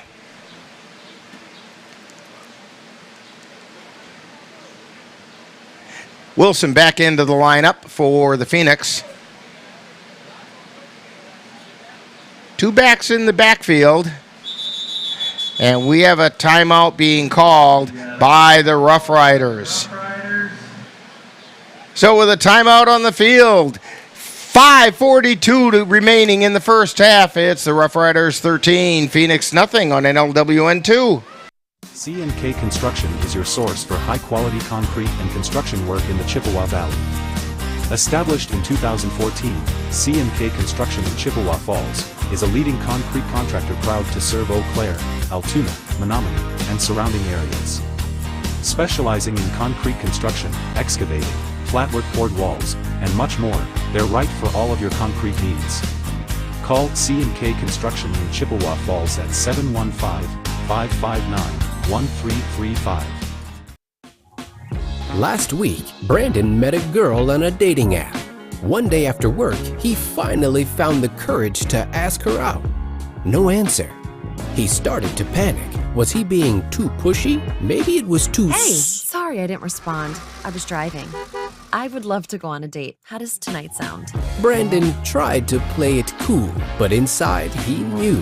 A girl so smart, so responsible. She must be a keeper. All right, we're back here in Winona. Paul Giel Field. Rough Riders have the ball, 2nd and 2. They give to U.J. Wilkerson up the middle. He gets met but keeps his feet going. He's still driving down across the 30 to the 25 and taken down at about the 24-yard line. That's going to be another first down for the Rough Riders. U.J. Wilkerson showing what he's been showing for a number of years.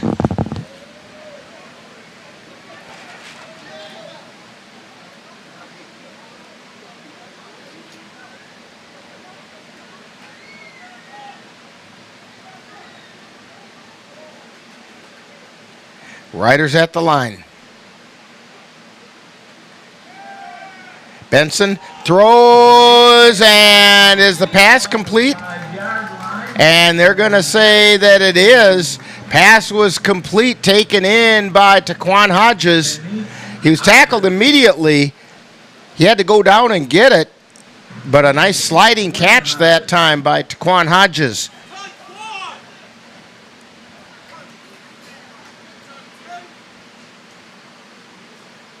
Rough Riders at the line. Nelson lined up as a tailback. Give to him straight up the middle. Turns the corner and into the end zone.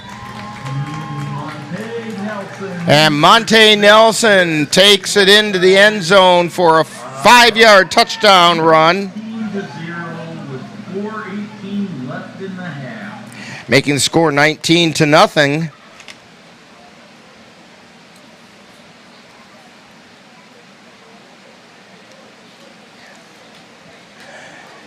With 4:18 remaining in the half. And the Phoenix are going to, or the Rough Riders are going to attempt to kick the conversion. Again, it's Kinsella getting ready to do the kicking, this time out of the hold of Jelonzo Jackson. Snap, place, kick. It's up. And it's good. So, with the extra point being good, the score is the Rough Riders 20, Phoenix nothing. And we'll be back with more first half action right after this timeout on NLWN 2.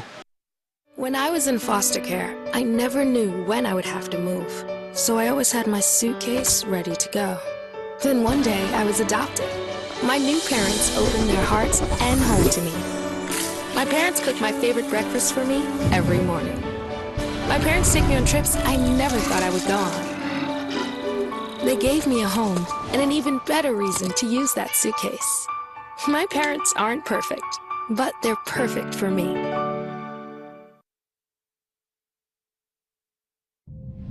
You quit smoking and thought, that's that. But here's the thing about lung cancer. By the time you see the symptoms, it could be too late.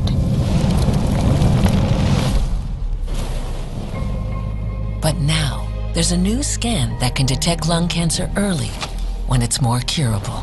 If you smoked, get scanned. Talk to your doctor or learn more at savedbythescan.org. Kinsella getting the ball teed up for the Rough Riders. He's getting ready to kick off to the Phoenix.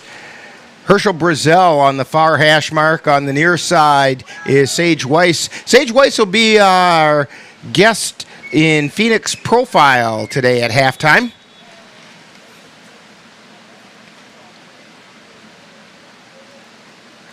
Jared Kinsella doing the kicking for the Rough Riders today. And he kicks this one. It's going to come down at around the 20-yard line, picked up by Brazel. He gets it out across the 30 and wrestled out of bounds at about the 34-yard line. And it's going to be first down for the Phoenix. And it looks like they're going to put it on the... Well, it's hard to tell. River City Rough Riders up 20-0.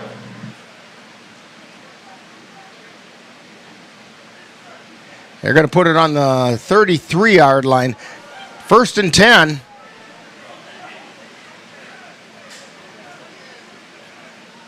And the sticks aren't anywhere near right.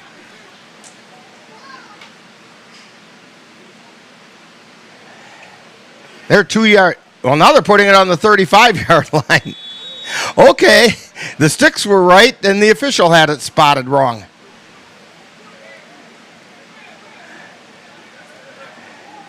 Phoenix come up to the line of scrimmage. Lipscomb out wide to the left side.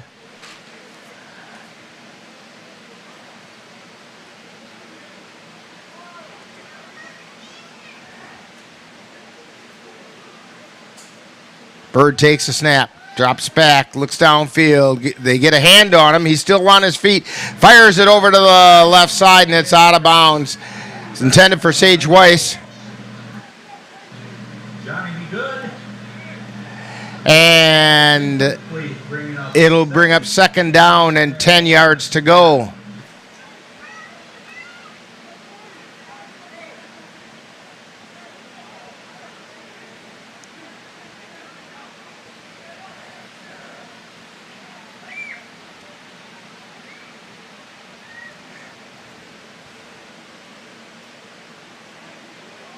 Well, the Phoenix have somebody that I don't have the name for because I'm sure I have his name. It's just a different jersey. It's not Chris Lipscomb, but he's wearing number 0. They're at the line of scrimmage. Quick toss. Herschel Brazel with it, trying to find somewhere to go. He cuts to his left, and the ball's loose and covered up by the Rough Riders, and it's going to be Rough Rider ball at the 30-yard line. The beanbag came flying in, which meant it was a fumble, and it'll be Rough Riders ball. I believe that coming up with the fumble recovery was Terante Wilson. And it looks like it was recovered by Terante Wilson. So 1st and 10 at the 30 for the Rough Riders.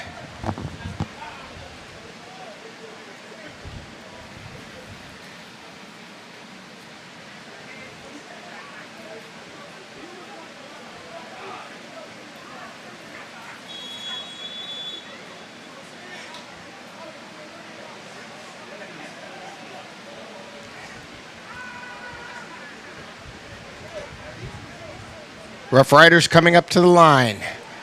Just under 4 minutes remaining in the half.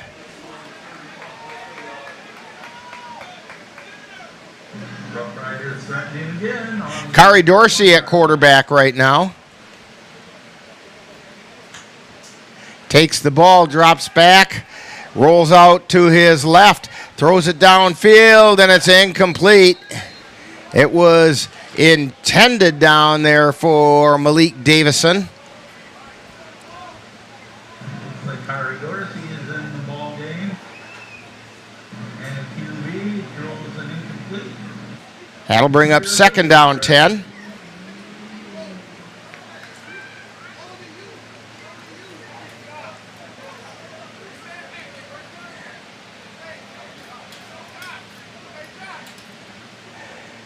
.346 remaining in the half.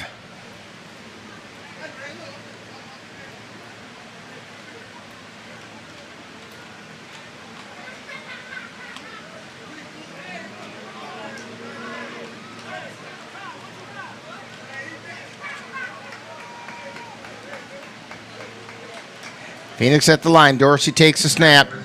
Keeps it himself. Comes to the left side. Gets it down across the 32, about the 27-yard line where he's wrestled out of bounds. It's going to be a gain of about 4.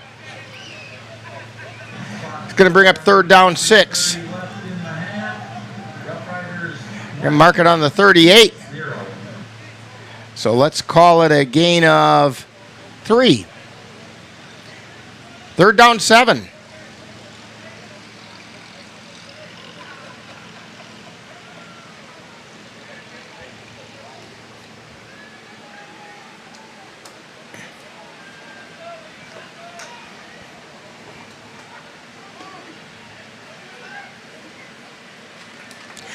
Rough Riders come up to the line.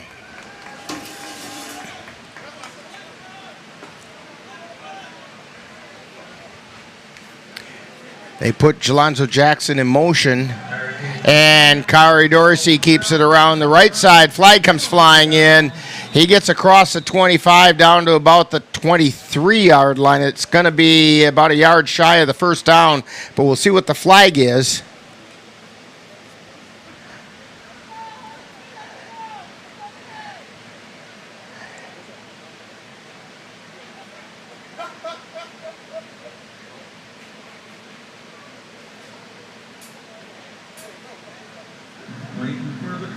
And some of the Phoenix are saying it's against the Rough Riders, holding against the Rough Riders. So that'll push him back a little bit.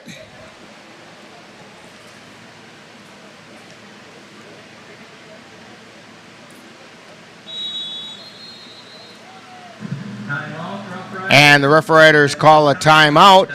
And so with 2:44 to go in the first half, it's Actually, I'm going to keep it right here and remind you that if the Phoenix should find a way to come back and win this game tonight, we will have the next round of the playoff action on August 3rd as we bring you the Chippewa Valley Phoenix football. And they're going to play the winner between the Manitowoc Mariners and the Wisconsin Ravens, and that'll be at a site that's yet to be determined. So check our website at www.northernlightwebcastingnetwork.com, and that'll give you the time and location if the Phoenix manage to win tonight. Also, NLWN 2 is excited to be your home again this season for Colfax Viking football. Our first broadcast will be on Friday, August 23rd, when the Vikings travel to Whitehall High School to take on the Whitehall Norsemen. Coverage begins with Viking pregame at 6:40 p.m. on August 23rd on NLWN 2.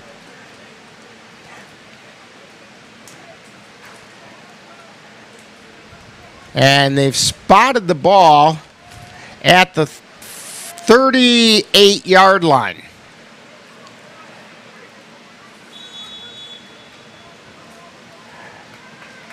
So it's 3rd down and 18 yards to go for the Rough Riders. Kari Dorsey still at quarterback, takes the snap. Misses the handoff. That may have been a play-action fake. Now he's throwing it out into the flat, and it's incomplete. Pass was intended for Jeffrey Peoples. And it's going to bring up 4th down and long for the Rough Riders.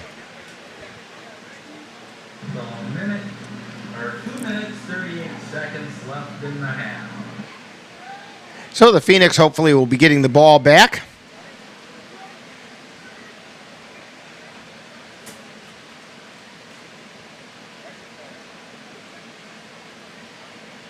I know that the Colfax Vikings just concluded their contact days, and they had about a week's worth of contact with coaches and so on, and they felt pretty positive coming out of that.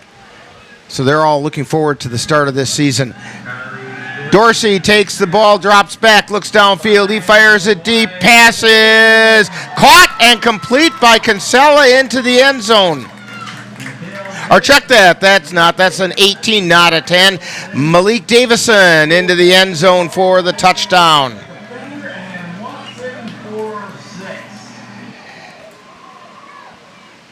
And so,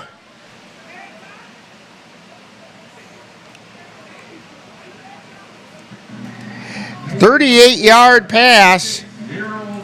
Rough Riders with 2:29 left in the half.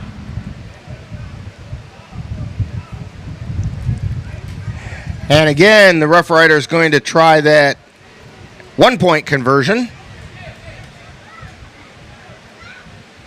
This is Kinsella to do the kicking. Rough Riders line up for the extra point.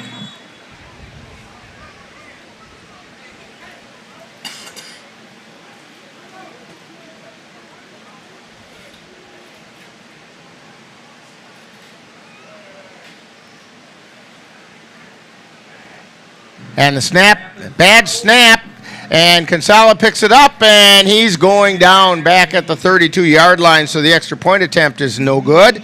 So the score, Rough Riders 26 and the Phoenix 0. And you're tuned to Phoenix football, playoff style on NLWN 2. Jason, let's go see your room.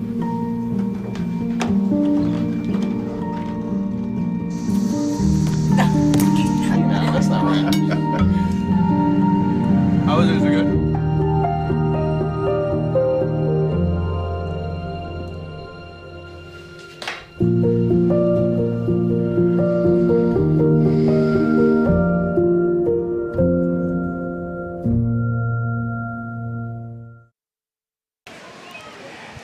Chippewa Valley Phoenix football. Hey, reminder that today's Phoenix football game is being brought to you by C&K Construction, Hy-Vee Grocery in Eau Claire, Menominee Eye and Optical, Midwest Environmental Consultants, Mom's Restaurant and Pub in Colfax, Transport Garage in Altoona, Northern Wisconsin State Fair in Chippewa Falls, Olson Solar Energy, the Phoenix Team Store, Roland Machinery, Sammy's Pizza in Eau Claire, Slayton's Technology, Tokyo Japanese Restaurant, the United States Army, the Visual Identity Vault. Be sure to thank these sponsors for bringing you Chippewa Valley Phoenix football all season long. Kinsella has the ball teed up. Sage Weiss on the near hash. Herschel Brazel on the far hash. Brazel lets it go. Weiss picks it up at about the 6. He's out across the 20 to the 25, knocked down at the 26-yard line. And Sage Weiss kind of slow to get up.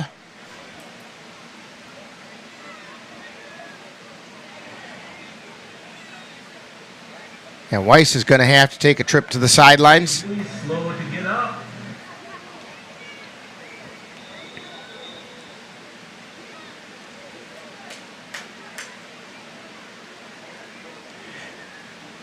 He's a little dizzy looking.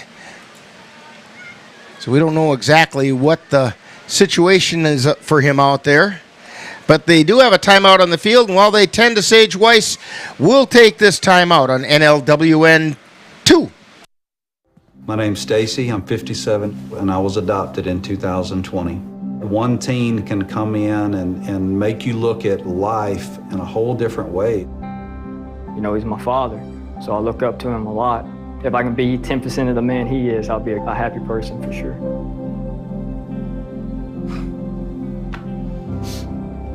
Learn about adopting a teen from foster care. You can't imagine the reward. Visit adoptuskids.org.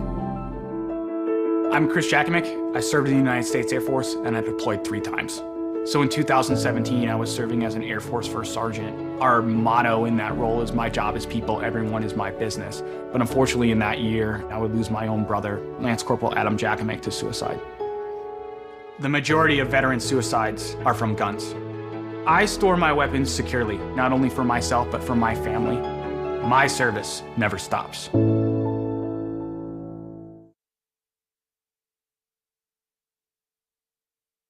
There is a road laid out for me. First night here, but Amy seems cool. Leading down to the river. I am blind, but I need not see. What do you think? I know this road is there for me. If I'm really free, take me down to the river and walk.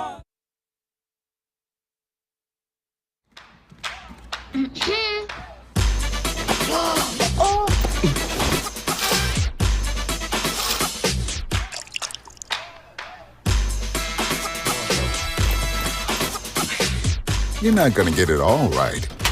Just make sure you nail the big stuff. Mama! Like making sure your kids are in the right seat for their age and size. Get it right at nhtsa.gov/the-right-seat. I'm Belinda, and this is Willard, and we were adopted in 2021. When we first met Todd, he was singing a song, and I was like, wow, look at this kid with the biggest smile, and he has a big heart to match. The energy you give Todd, you get it back from Todd. Yeah. Todd's a joy. Yes, Todd he is. really is a great joy. I love him. You and you. Learn about adopting a teen from foster care. You can't imagine the reward. Visit adoptuskids.org.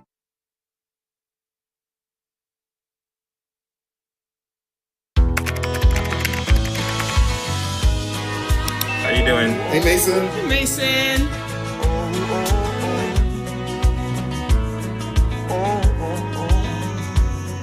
Thank you. A place to make my own. A place that I call home. This place that I call home.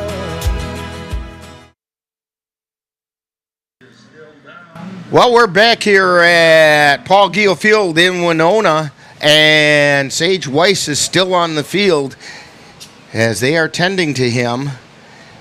And we're just hoping he's okay. It looked like he took a hit that crunched him just as he was crossing the 25 to the 26-yard line on that kick return. We're at 2:23 to go in the first half. River City Rough Riders are on top 26-0. Let's recap the scoring at this point. The Rough Riders opened up the scoring on a 13-yard run by Davian Clay with 2:04 left in the first quarter, making it 6-0. Then a 65-yard punt return by Javante Davis made the score 13-0.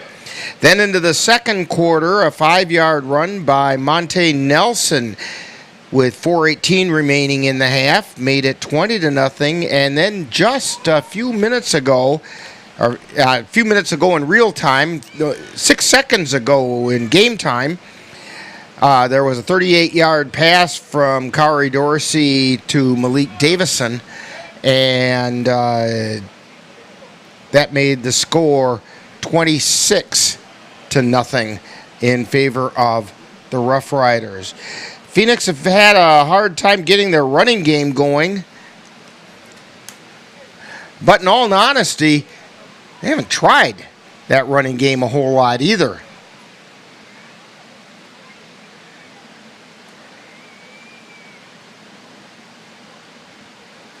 And now, Sage Weiss was on his knee when they came out, and now they have him laying down on the field and still tending to him. I'll tell you what, we're going to take another timeout, and we'll take a timeout right here with 2:23 to go in the first half. Rough Riders 26, Phoenix 0 on NLWN 2. Last week, Brandon met a girl on a dating app. One day after work, he finally found the courage to ask her out. No answer. He started to panic. Was he being too pushy? Maybe it was too... Hey, sorry I didn't respond. I was driving. I would love to go on a date. How does tonight sound? Brandon tried to play it cool, but inside he knew. A girl so smart, so responsible. She must be a keeper. We're back here at Winona at Paul Giel Field, and they have decided to go to halftime at this time with the score 26-0. Rough Riders on top of the Phoenix as they're waiting for an ambulance to arrive to take Sage Weiss off. So we will go to Phoenix halftime on NLWN 2. Time now for Phoenix Halftime with this week's Phoenix Profile and other halftime entertainment. That's all coming up after this brief timeout.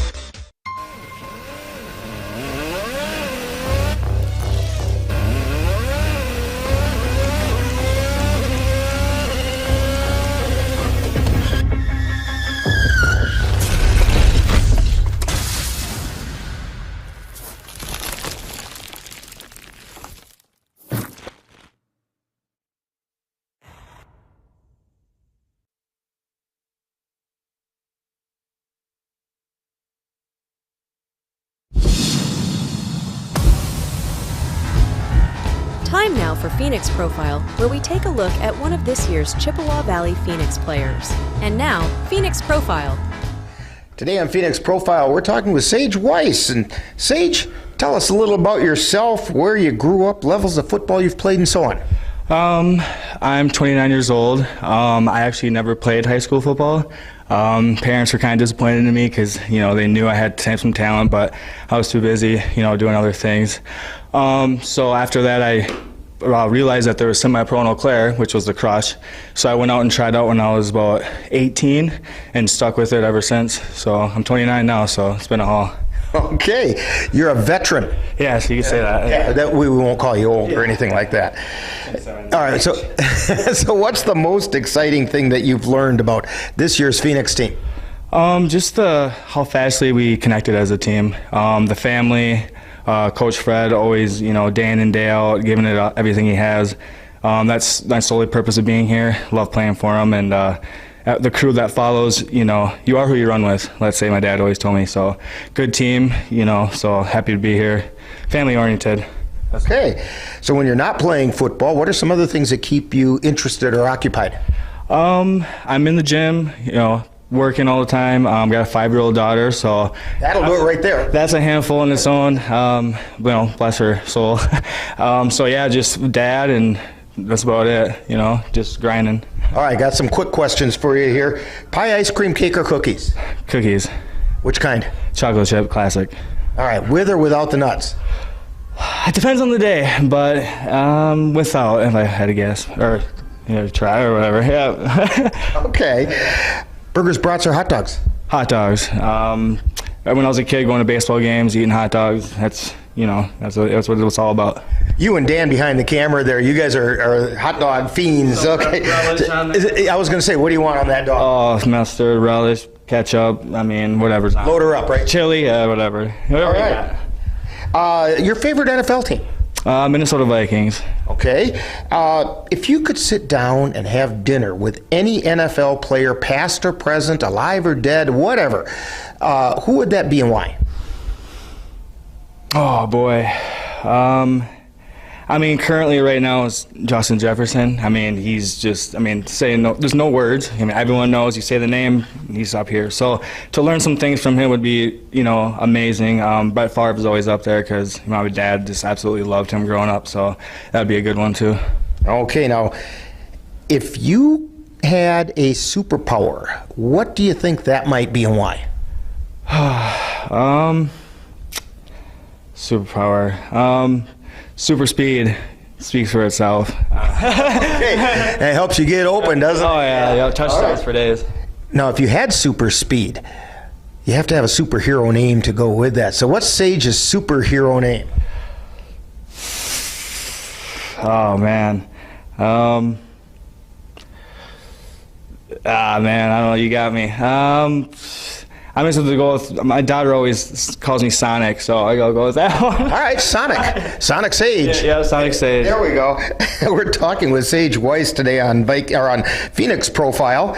And how about a shout out to your family and those fans that are coming to support you? Shout out to my brothers, my dad, he's always there every game supporting. My girlfriend, my daughter, always being there for me, win or lose, support. Thanks, guys. So when those guys or other people come... Mom, of course. Sorry, Mom. Yeah, don't leave Mom out. Yeah, sorry. Yeah, love you, Mom. So when these folks come to a Phoenix game, what number do you wear and where are they going to find you on the field? Number 4, kind of hard to see, and a slot receiver or some defense, safety, corner. Okay. All right. We want to thank Sage Weiss for joining us today on Phoenix Profile. Coming up next, more Phoenix Halftime. You've been tuned to Phoenix Profile, with a look at one of this season's Chippewa Valley Phoenix players. This has been a presentation of NLWN2. Stay tuned. Coming up is more Phoenix Halftime.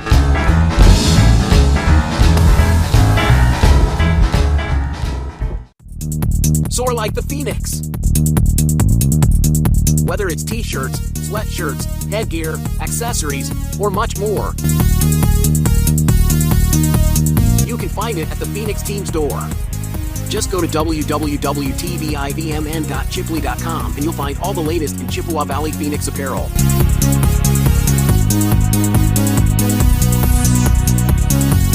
Show how you're ready to soar with the Phoenix at the Phoenix Team Store. Don't stop.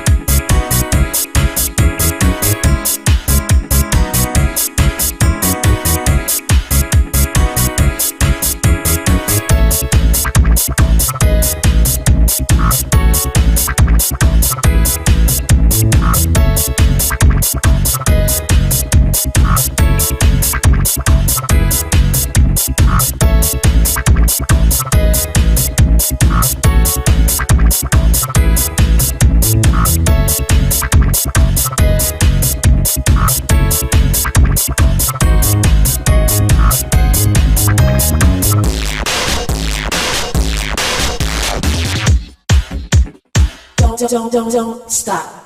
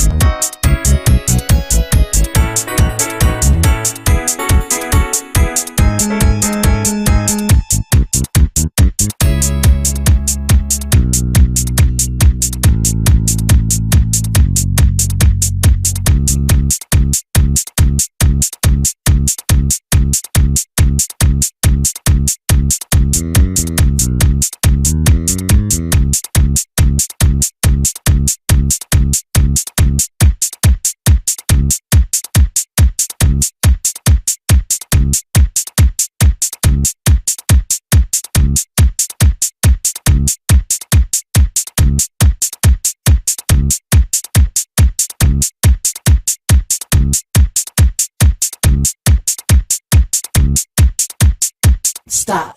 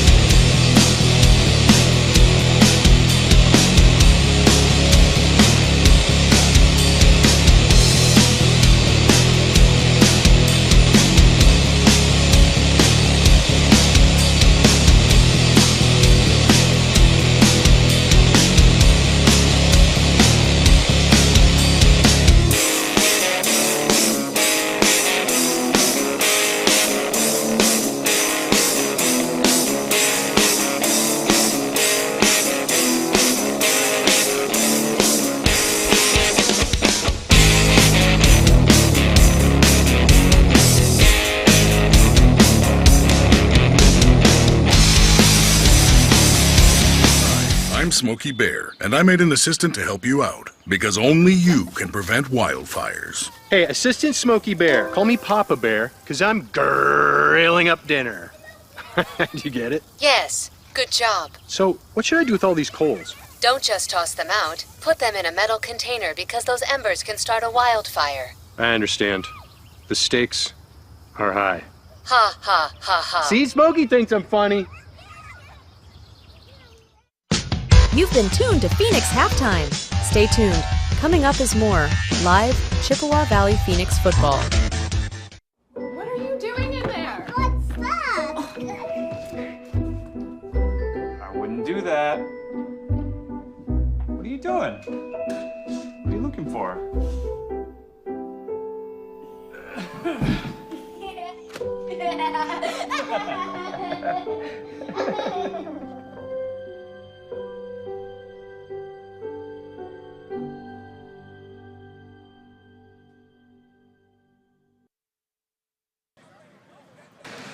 And we're ready to, fairly soon, we'll be starting the second half.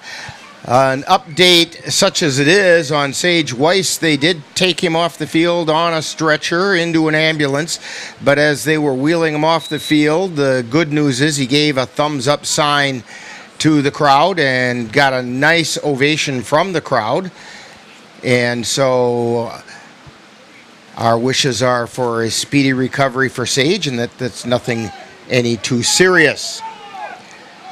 We are awaiting some of the Rough Riders to get out on the field. The clock still says 2:23 remaining. They'll have to reset it for 15 minutes because we're about ready to start the third quarter here.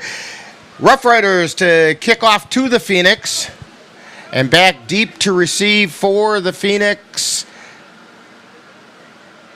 I'm looking, and it appears to be... they are going to... They played halftime. We're going to pick up second quarter action.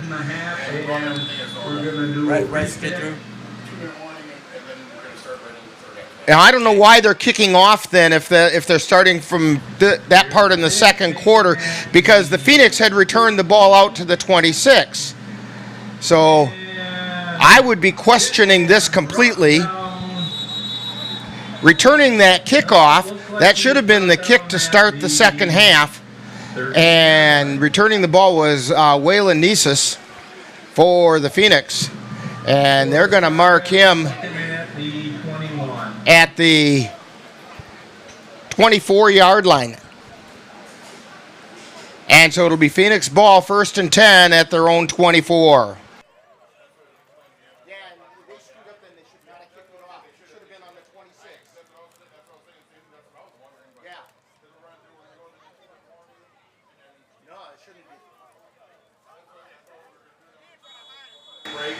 There was a lot of confusion up here in the press box, and it's not just me, as to why that kickoff just occurred, because it should not have been the start of the second half if they're continuing the clock from the same spot in the second quarter.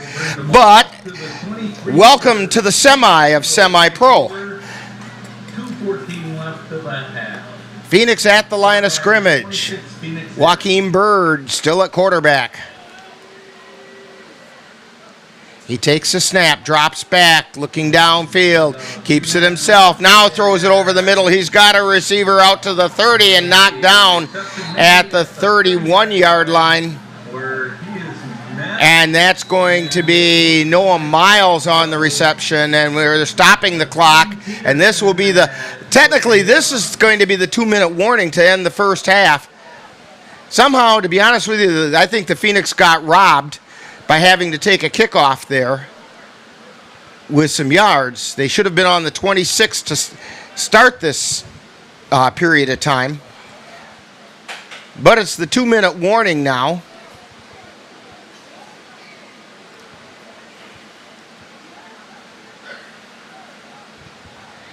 And the Phoenix have the ball, 2nd down and 2. I think the officials kind of lost track of where they were in the order of things that had happened. Phoenix up to the line of scrimmage. I still don't know who that number 0 is. 2nd down and 3. give up the middle, and Alex Tompkins with it, and he drives forward and is taken down. I think he got enough for the first down. He's at about the 34-yard line, and it is enough for a Phoenix first down. The original line of scrimmage, but with the push, got the first. We're looking at first down. So 34. Clock is still running. First and 10. Minute 25 to go. Phoenix did sort of get an extra possession out of this. Bird looking downfield, scrambling to his right. Cocks the arm but keeps it himself. Gets across the 40 and tripped up at the 41-yard line. Pressure by John Good. We had pressure. And I think he might have stepped out of bounds at the 41 because the clock did stop. That's going to be a gain of 7 by Bird.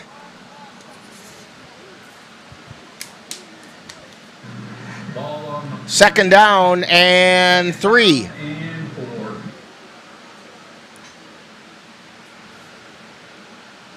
Second and 3 for the Phoenix. Minute 7 remaining in the half. They will not take a full halftime here. They'll just reset and start the second half.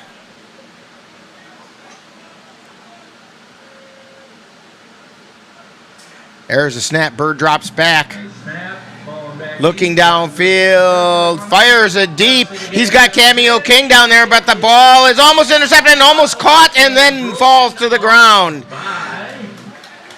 And there to break up the pass was Levante Baisley, and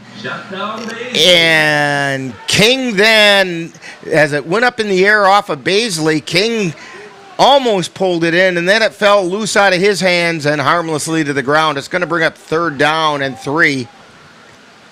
57 seconds remaining.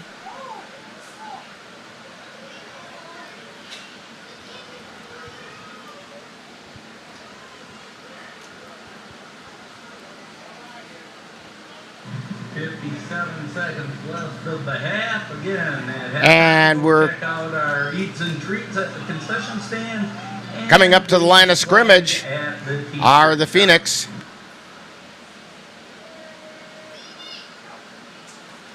And we're going to get flags flying, and I'm not sure whether the Phoenix jumped or whether the Rough Riders came across early. See what the refs call. And this one could go either way. My suspicion is if you have movement both ways, it's going against the offense. Yes, and that's what they're calling, illegal procedure against the Phoenix. So it's going to bring up third and 8.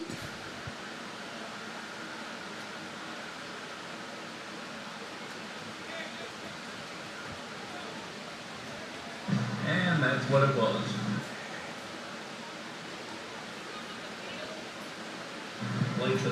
So third down, 8 yards to go for the Phoenix. Lacrosse, best kept porta potties of lacrosse and driftless acts of lacrosse. Thank you for your sponsorship of the 54 seconds remaining in the half.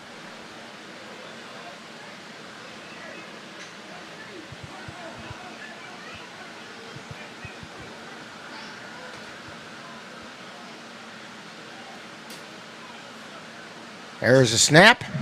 Dropping back, looking downfield is Bird. He tucks it. He rolls to the left, and he stumbles out across the 40 to about the 42-yard line. 45. And they're going to mark him at the 42-yard line. First down. He's going to be about 2 yards shy. Clock runs up. I'm sorry, that was at the And coming up on 20 seconds remaining in the half. 4 seconds left. Phoenix takes a timeout. Rough Riders. And the Phoenix call timeout. With timeout on the field, you're tuned to Phoenix football on NLWN 2. When your energy costs going up get you down, it's time to contact Olson Solar Energy with offices in Altoona, Onalaska, and Wausau. Olson Solar Energy will be happy to provide a free solar evaluation of your home. Then, Olson Solar Energy will design a system that is designed to cover 100% to 120% of your current annual electric usage. Give Olson Solar Energy a call in Altoona at 715-318-5552 and see how Olson Solar Energy can make solar energy work for you. Mom's Restaurant and Pub in Colfax has just what you need when you have that craving for a home-cooked meal the way Mom used to make it. Mom's is open from 7 a.m. to 3 p.m. daily and until 9 on Fridays with a complete breakfast menu. Lunch includes sandwiches, salads, wraps, and burgers, along with Mom's comfort food favorites, and don't forget dinner on Fridays with Mom's famous fish fry. The coffee always hot, the breakfast always delicious, and lunch puts a smile on your face. 225 Bremer Avenue, Colfax. Call 715-962-4617. That's Mom's Restaurant and Pub in Colfax.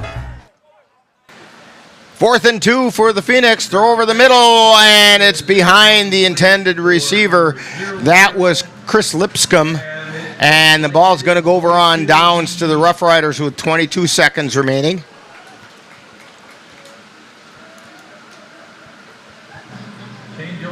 And I was looking to see, but no, I thought there might have been a penalty marker on the play, but no, it wasn't.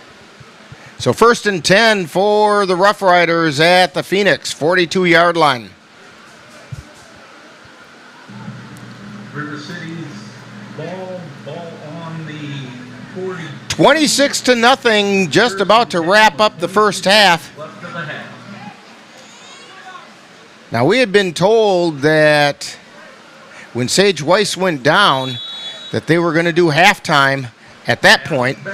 So I do not think there's going to be much for time here for the second half, or for the halftime.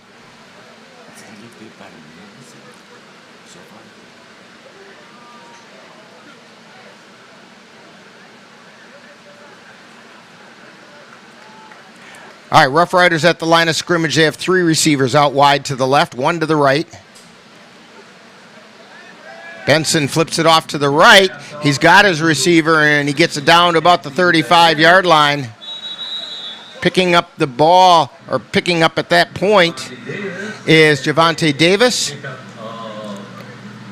And he got about 7. Well, they're going to mark it as 6 because they're going to mark him down at the 36-yard line. Timeout called. And a timeout was called by the Rough Riders.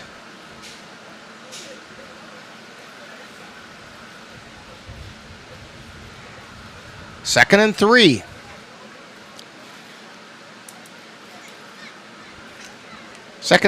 Actually, it's closer to 2nd and 4. For the Rough Riders. Hey, don't forget, coming up tomorrow, we on our sister station NLWN TV, we have Eau Claire Cavalier baseball in a doubleheader against the Eau Claire Bears coming from Cinder City Park in Altoona. Our coverage is going to begin at 12 noon with the In the Dugout show, followed by live play-by-play action of that doubleheader against the Bears tomorrow morning. Well, early afternoon. Benson drops back, looking downfield, fires it deep. He's got his receiver through his hands and onto the ground.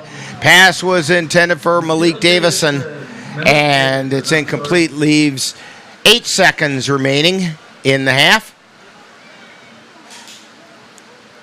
He had Davison open. He just overthrew him a little bit.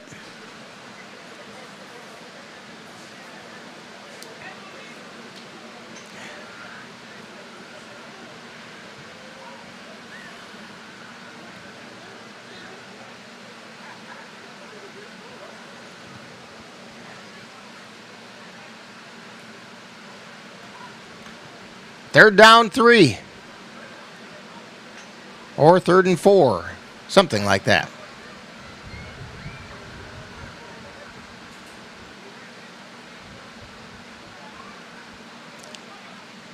Benson drops back. Fires deep towards the corner on the right side. It's caught in the end zone, but it falls to the ground. It's incomplete. 2 seconds remaining. 4th down for the Rough Riders. 2 seconds left in the half.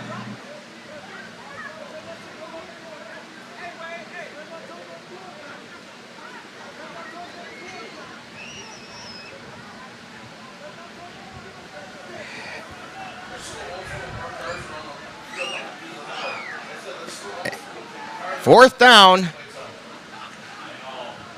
Starting to get a little bit dark here, and we're trying to figure out how they're going to get the lights turned on at this place, and I'm not sure they know how.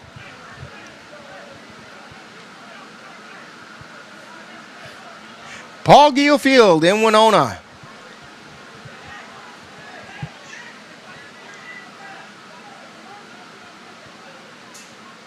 Benson drops back. Clock says 0. Benson still on the move, and he gets taken down for a loss back at the 50-yard line, and that's going to end the first half. 26-0. Rough Riders leading the Phoenix on NLWN 2. From concept to creation, the Visual Identity Vault is your complete design headquarters for all of your business and brand identity needs. We offer precision production, meticulous screen printing for vibrant, durable prints. Our plans are tailored to you, apparel and merchandise for businesses, teams, and individuals. We have streamlined solutions, hassle-free web store setup. We handle orders and payments. Ready to elevate your brand? Contact us to get your custom creation started today at the Visual Identity Vault at tvivmn.com, 507-238-9793. Let's make your mark together. From concept to creation, the Visual Identity Vault is your complete design headquarters for all of your business and brand identity needs. We offer precision production, meticulous screen printing for vibrant, durable prints. Our plans are tailored to you, apparel and merchandise for businesses, teams, and individuals. We have streamlined solutions, hassle-free web store setup. We handle orders and payments. Ready to elevate your brand? Contact us to get your custom creation started today at the Visual Identity Vault at tvivmn.com, 507-238-9793. Let's make your mark together. When I was in foster care, I never knew when I would have to move, so I always had my suitcase ready to go. Then one day, I was adopted. My new parents opened their hearts and home to me. My parents cook my favorite breakfast for me every morning. My parents take me on trips I never thought I would go on. They gave me a home and an even better reason to use that suitcase. My parents aren't perfect, but they're perfect for me.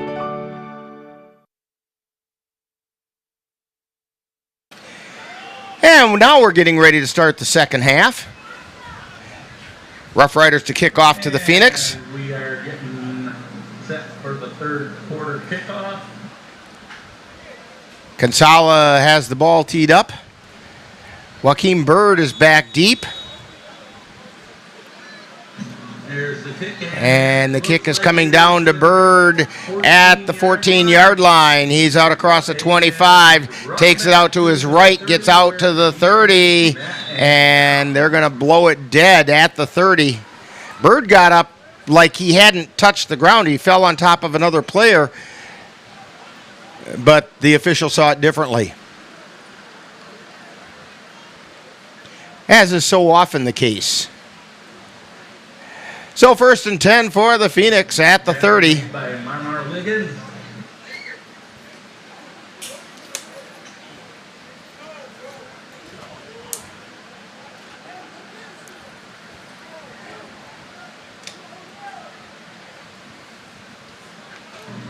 Thank you, Nikki Real Estate, and Nothing's Bar, and Dino's Deli, along with Lindy Sub for your sponsorship with the River City Rough Riders. It is greatly appreciated.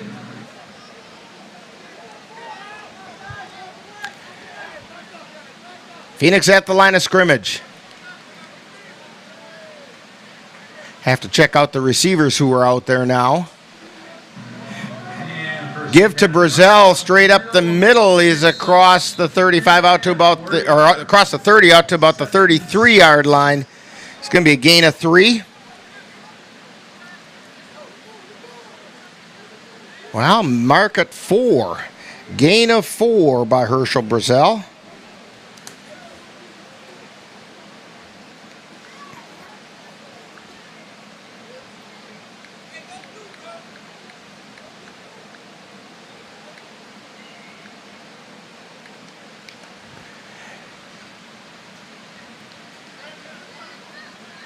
Coming up to the line, Let's get loud. we have onto the near side is Noah Miles split out wide. Cameo King's on the slot on the right. And I think we're going to get a penalty against the Rough Riders for coming across early that time. Now they're going to call it against the Phoenix. That one I think the officials are slightly in error on, because the offensive player has the right to move if the defensive player comes across. He's got the right of self-protection. And that's why he moved. And any other motion after that doesn't matter.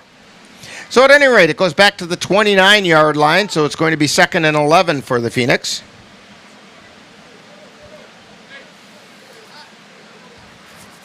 And again, we don't know who number 0 is, splitting out wide to the right for the Phoenix.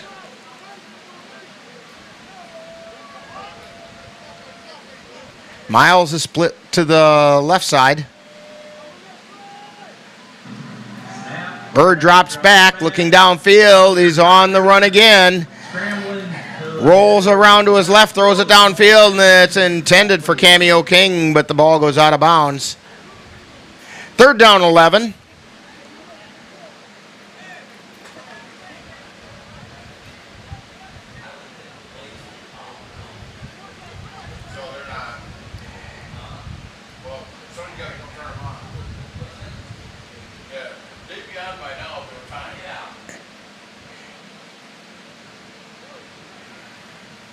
Third down and 11 for the Phoenix.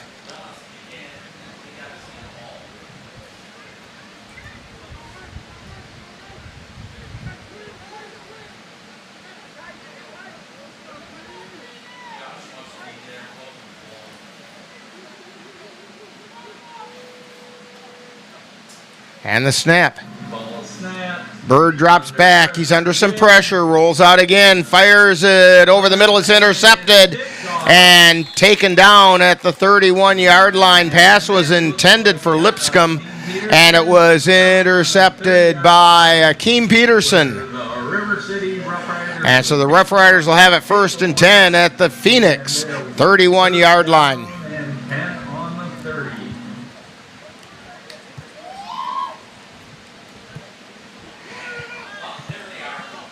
And we have an official coming over and talking to the sidelines. Oh, he's looking for a football. No, the lights are just coming on. And the lights are starting to come on here at Paul Giel Field.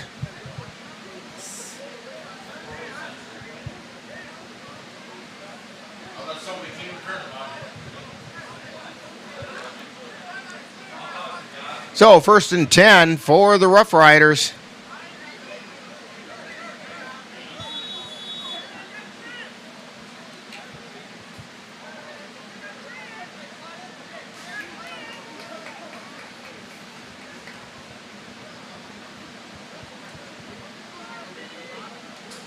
There's a snap. Give up the middle, and the Phoenix defense is there to make the stop. I believe that was Davian Clay on the carry. But hey, some of those plays work, some of them they don't.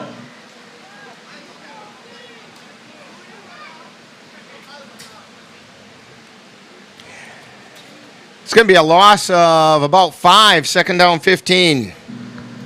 Still have our snack bar open, so check out the eats and treats there, as long as the shirt stand. Pick up your Rough Rider shirt.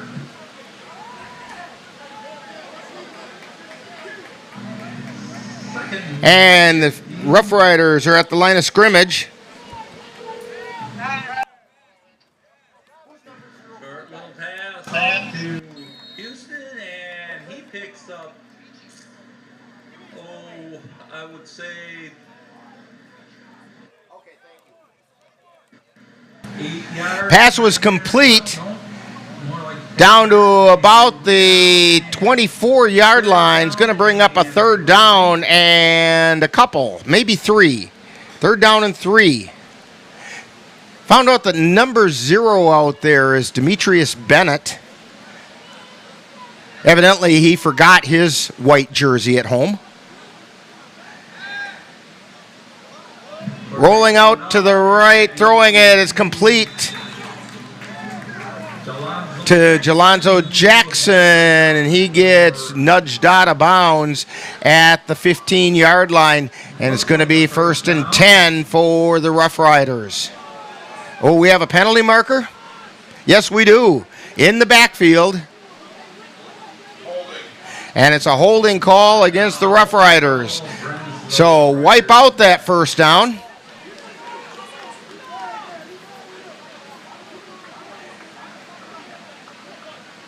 And it's going to go back to the 34-yard line. Where it will be 3rd and 13 for the Rough Riders. 10 yards, and so we're looking at 3rd and 14.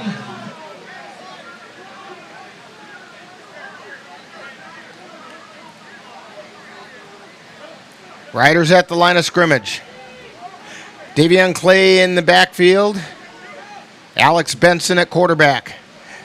He gives it to Clay up the left side, and he bursts through down to about the 24-yard line. He got back the penalty. It's going to be 4th down, and depending on the spot, it's going to be 3 or 4 yards to go.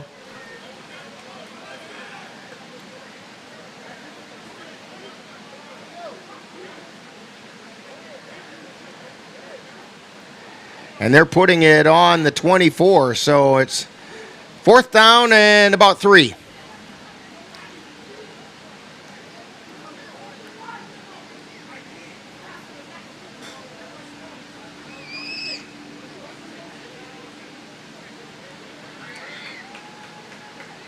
Rough Riders come to the line. They put 3 receivers out to the right, 1 to the left.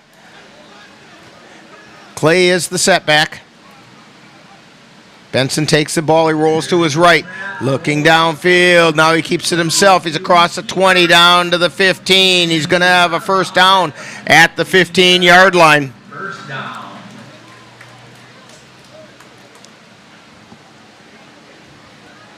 Rough Riders methodically driving the ball down the field on the Phoenix.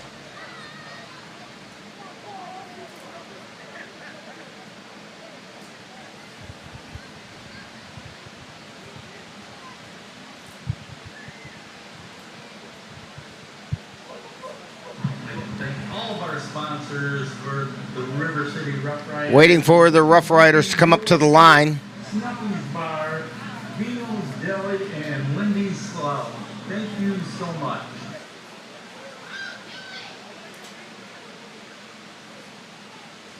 And the snap gives straight up the middle and found a hole. And Davion Clay takes it into the end zone. 15-yard touchdown run for Davion Clay. We're 6, making the score 32-0. With 9:20 to go in the 3rd quarter. So right now the score is 30-0 Rough Riders as they're set up to kick the extra point. They'll be snapping it from the 15-yard line.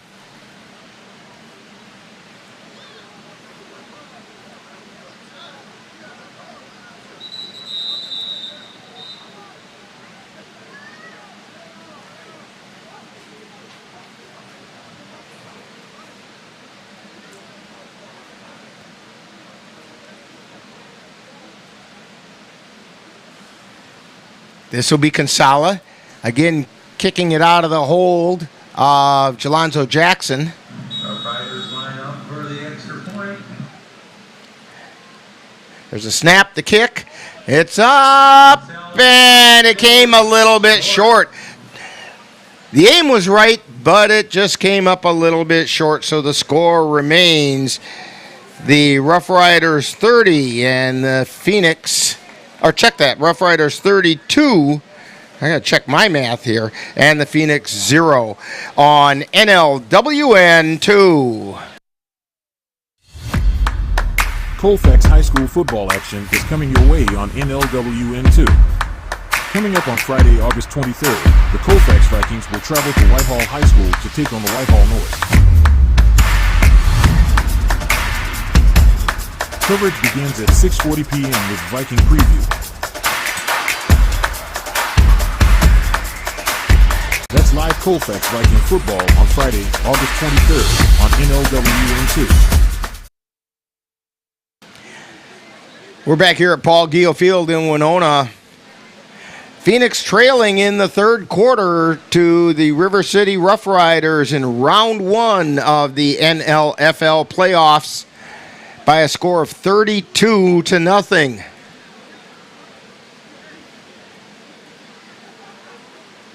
And Consala will be teeing the ball up, if I'm not mistaken.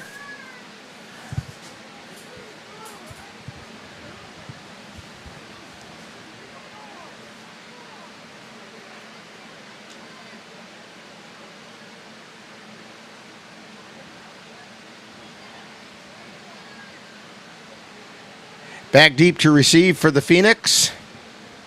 Well, looks like they switched it up on us again.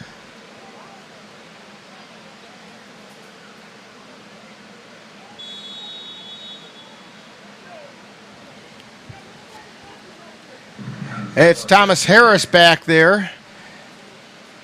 And he's going to catch the ball at the 10-yard line. Takes a couple steps to his left, now cuts back to the right. Across the 20, he's out to the 25-yard line. Trying to pull his foot loose, he wouldn't go down. And he's going to get out as far as the 26. So it's going to be first down.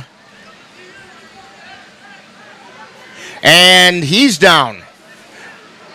Or check it, it's a Rough Rider who's down.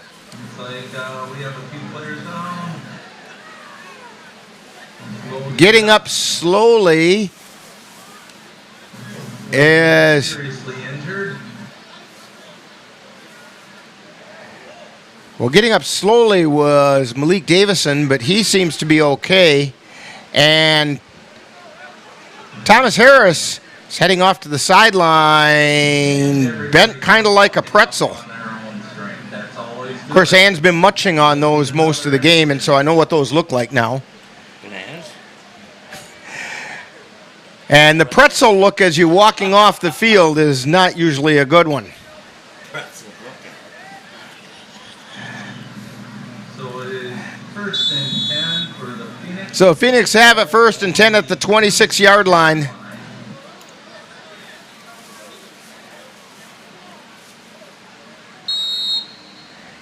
Trailing 32-0. 9:09 to go.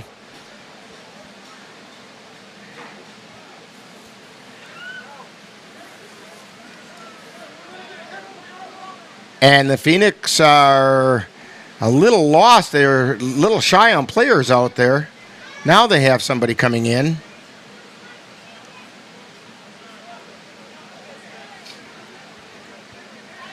Demetrius Bennett is coming into the game. Cameo King is over talking on the sideline, but I guess he's not coming out. And driftless acts. River City Rough Riders do appreciate your sponsorship. And they have 11 out there now.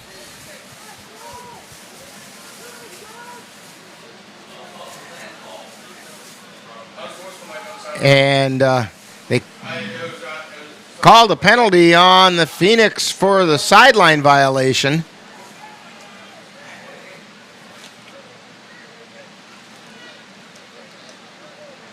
So it goes back to the 12-yard line.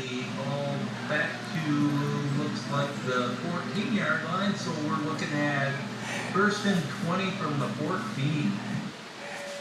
First down and a long ways to go.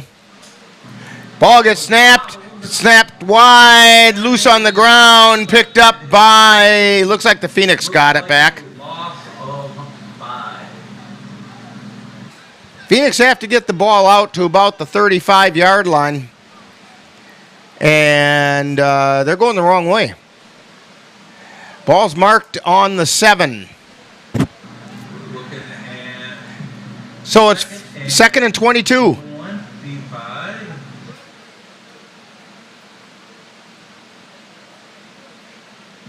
Or check that. It's 2nd and 26. 2nd down, 26 yards to go for the Phoenix. Back deep in their own territory. Running 8:20 left of the third quarter. Taking the snap and rolling out as Bird. He takes it around the right side and taken out of bounds up around the 25-yard line. Scrimmage, 15 yards. Looks like about a 16-yard gain. See where they mark it. Well, it's not going to be that much.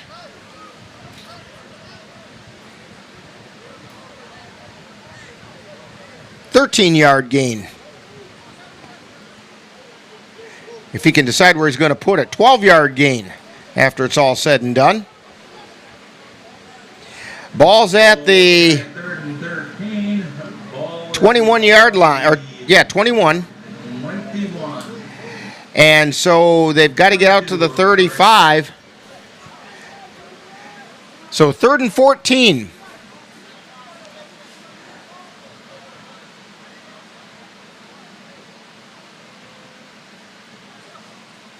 Bird takes a snap, gives it straight up the middle, and not much going there. Herschel Brazel on the carry, and he's taken for a loss. Well, they're going to give him back to the line of scrimmage, it looks like. So Brazel gets a carry for no gain.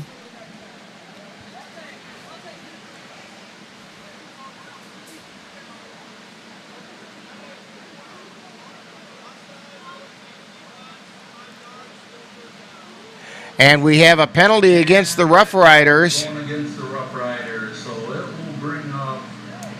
So it's going to be 3rd down and about 9. Long 8, short 9.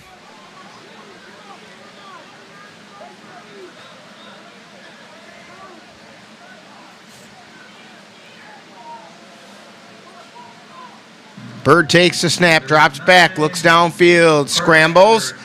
He's still under pressure, and he went down back at the 20-yard line.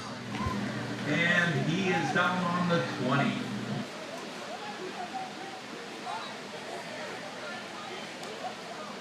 It's going to bring up 4th down in Augusta. Pressure by the entire defensive line back there.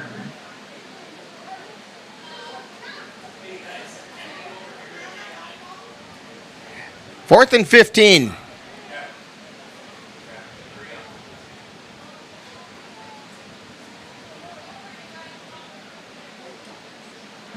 So we are looking at 4th and 15.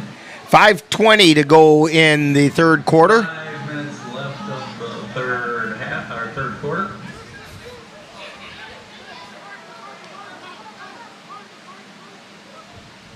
And a quick kick that time by Bird, and it rolls out to the 45-yard line of the Rough Riders, and coming back, and he's going to head to the end zone, and they're going to say he stepped out of bounds at the 1-yard line.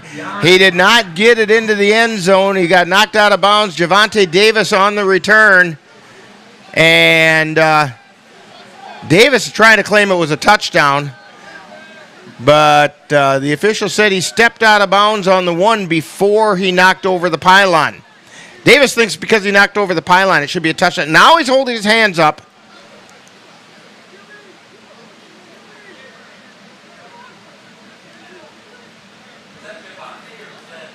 And they are going to put it on the 1. So it's 1st and goal for the Rough Riders from the Phoenix 1-yard line.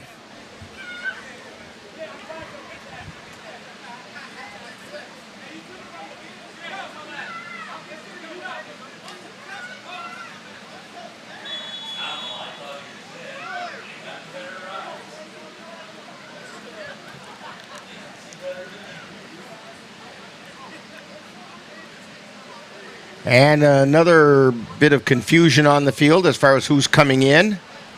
Kari Dorsey comes in for the Rough Riders. Goal for the Rough Riders on the 1 yard line.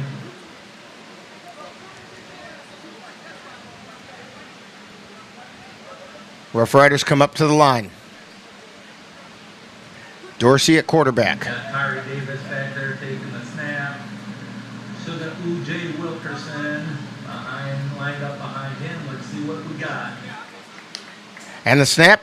Dorsey keeps it himself, goes it to the right or left side and into the end zone for the touchdown with 4:47 remaining. To Kari Dorsey. And that makes the score. Rivers Takes it into the end zone. 38. Chippewa Valley Phoenix 0. So I believe that following this extra point attempt, we will probably go to running time. Well, we have a player down on the field, and it appears to be a Rough Rider. So we won't have the extra point attempt until after they tend to the injured player. We did not see who it was, but we'll find out that information for you on NLWN2. If your estate isn't looking quite estate-like, let Midwest Environmental Consultants landscape your estate right up to snuff with installation of retaining walls, brick patios, foundation planting beds, and so much more. Then they'll keep it that way with their expert lawn care service. Call Midwest Environmental Consultants at 608-468-2067. Let Midwest Environmental Consultants help make your estate the showplace of the neighborhood. Yeah, I think one of the things us veterans are hoping for is soon the cabin will be built. It's going to be amazing to be able to come to a place like this and stay at a cabin with amazing people, animals, a view, and get away from it all. Country Haven Farms is fundraising to complete our cabin, giving Wisconsin veterans and their families a much-needed escape in the Northwoods. Donations of any amount are encouraged and sponsorships are available at all levels. To make a donation or sponsorship, please visit our website or give us a call. All right, Rough Riders have tried the extra point. Here's a snap. The place the kick is blocked, and it's going to remain Rough Riders 38 and the Phoenix 0 on NLWN2.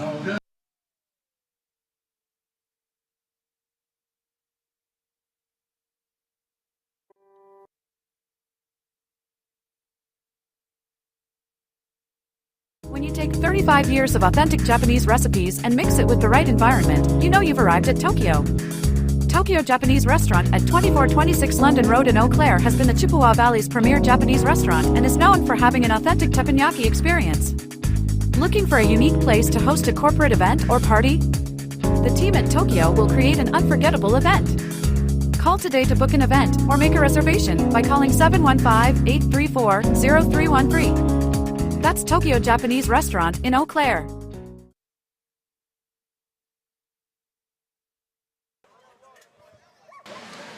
We're back here at Paul Giel Field in Winona as the Rough Riders are trying to seal their trip to round 2 of the NLFL playoffs as they hold a 38-0 lead over the Phoenix. Phoenix, a first-year team, as an organization, have come quite a ways, just not quite far enough yet. Kinsella getting ready to kick off for the Rough Riders. He approaches the ball and he kicks. It's going to come up kind of short this time, taken at the 25 and out across the 30 to the 35 and taken down at the 39-yard line. Ball was returned by Dalton McDermott. Starting off right there at their own 38. And let's see where they spot it. A couple players getting up slowly for the Rough Riders.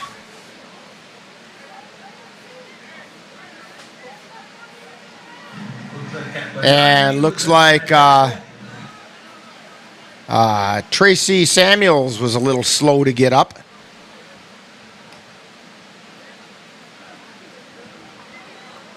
They're marking the ball at the Well, I'm not sure right now.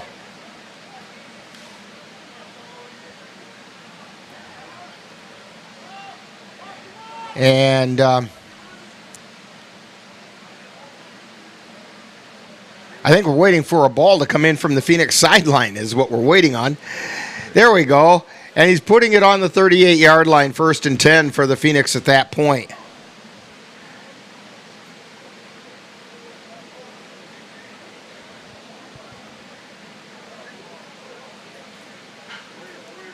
Phoenix at the line of scrimmage.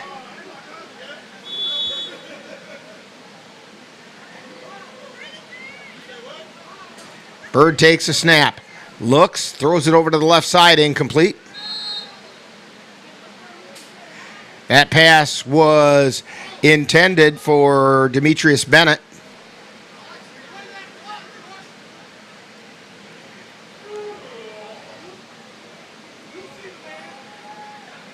And the players on the near side are saying it should be running clock, but the officials have not indicated that yet.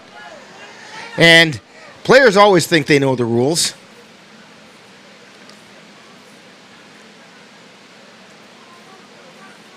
Phoenix back up to the line.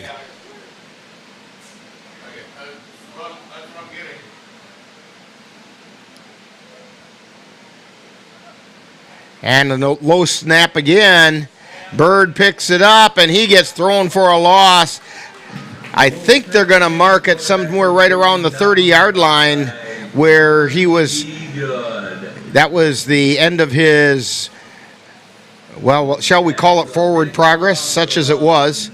And they are placing it right on the 30. So 3rd down, 19 for the Phoenix.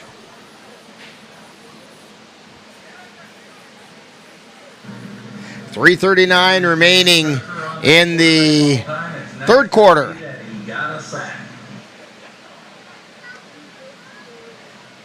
And the Phoenix come up to the line.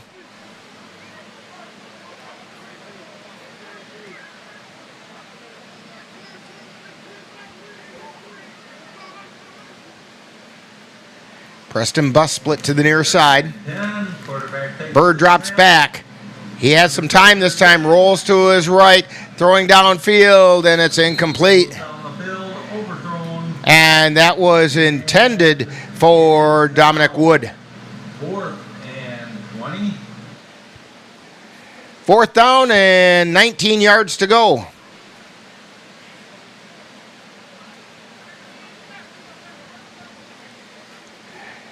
And we are in running time,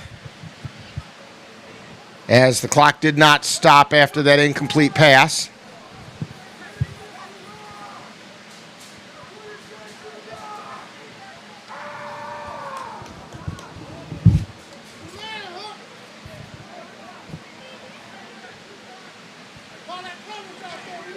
Rough Riders at the line.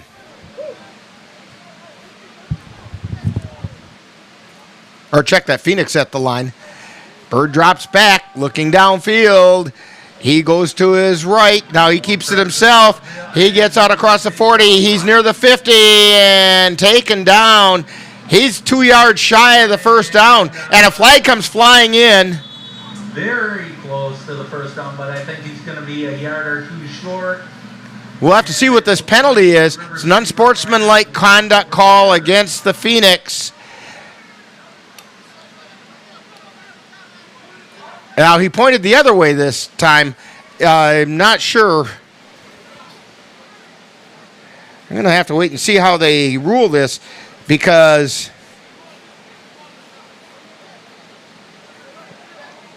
it was 4th down and 19.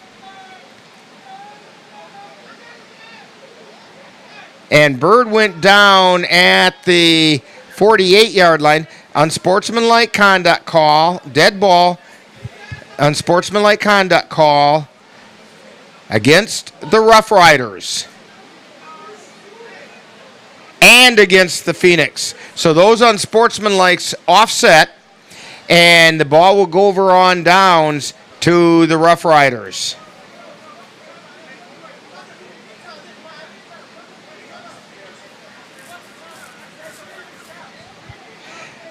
because he's going to be a yard shy of the first down on the running play. And the Phoenix are trying to get an explanation from the official as to why they're getting a call against them.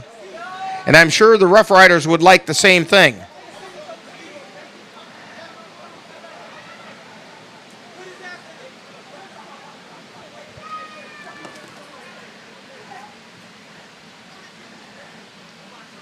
And we have understandings occurring.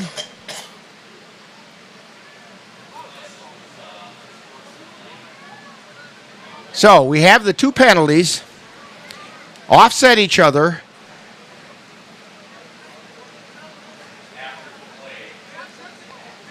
And now they are marching a penalty off against the Rough Riders. They're marking it back on the Rough Rider 37-yard line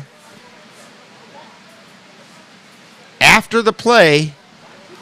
So I believe the Rough Riders will have the ball. That penalty was on the Rough Riders. And I'm not sure now. Looks like after the play was dead. Yeah, Rough Riders will have the ball.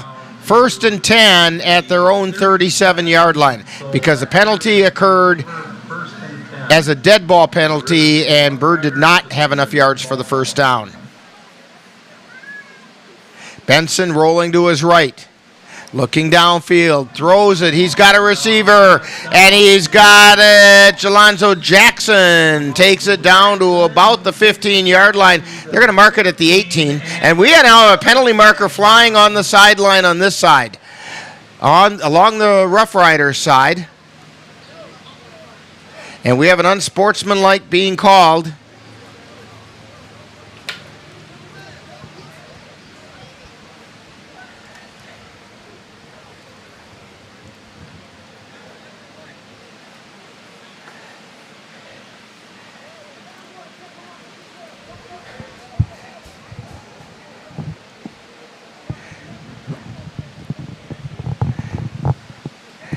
So, let the officials get this one sorted out. Unsportsmanlike against the Rough Riders. It was a dead ball call. Another unsportsmanlike on the Rough Riders. Result of the play would have been a first down. So the ball is going to be marked back to the 33-yard line of the Phoenix. Rough Riders have the ball, and it will be 1st and 10. 33-yard line, 1st and 10.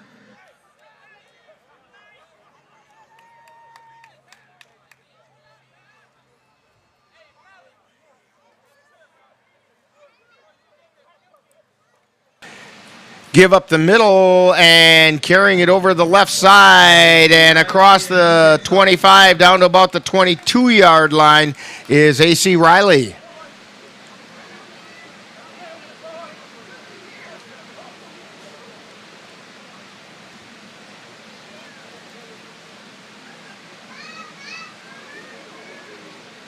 And that's evidently enough for a first down.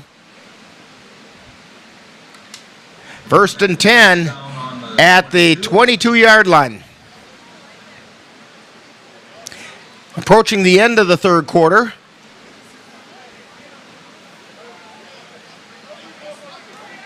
Snap. Quick toss out to the right side. Jackson has it. He gets across the 20 to the 15. Spins. Gets it down to the 12-yard line. And that's going to be the end of the third quarter. So we've played 3 quarters, and it's the Rough Riders 38, Phoenix 0 on NLWN 2. From homemade sauce to dough that's made fresh and the specialty meats and real mozzarella cheese, Sammy's at 2812 London Road has the recipe for the best pizza in town and has been Eau Claire's go-to pizza place since 1957. Sammy's not only offers award-winning pizza, but their menu includes burgers, sandwiches, chicken, and much more. The next time you're in the mood to head out for dinner, drop into Eau Claire's only Hall of Fame pizza parlor, Sammy's Pizza, 2812 London Road in Eau Claire, or call at 715-831-1300.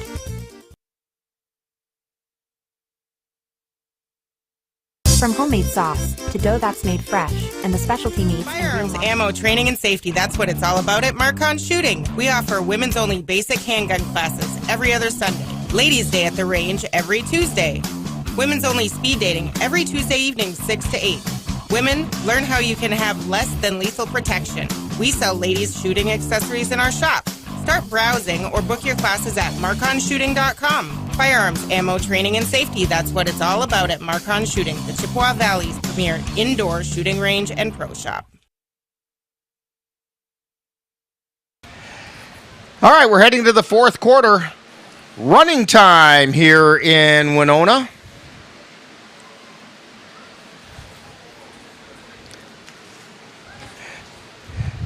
As the Rough Riders have it, 1st and 10 at the 11.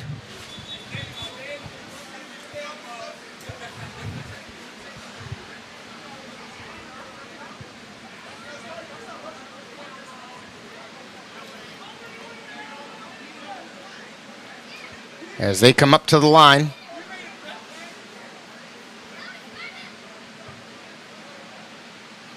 Benson at quarterback. He's gone most of the way today. A few plays by Dakari Dorsey back there, but most of the night's been Alex Benson. And there's a snap and give straight up the middle, and I believe that was U.J. Wilkerson getting it down to around the 5. Maybe not. Nope, it was not. Kat Donnellan. Or Kat Donnelly on the carry.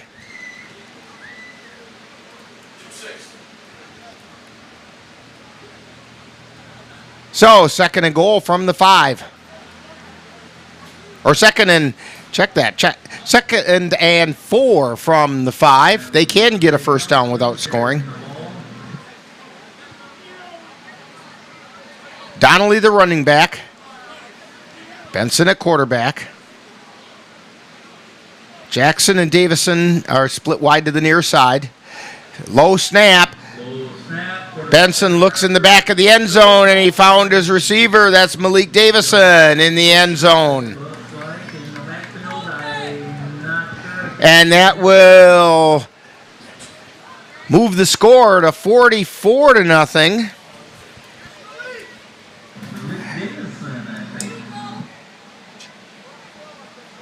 With approximately 13:50.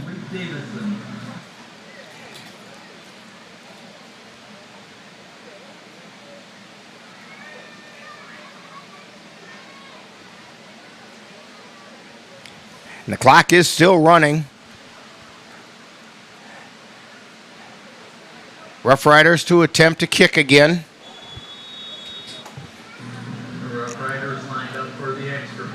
Kicking toward the north end zone. There's a snap. Bobbled, picked up, and Jelonzo Jackson taken down for the loss. And so the extra point attempt is no good. So with just under 13 minutes to go, it's 44-0. Rough Riders leading the Phoenix on NLWN 2.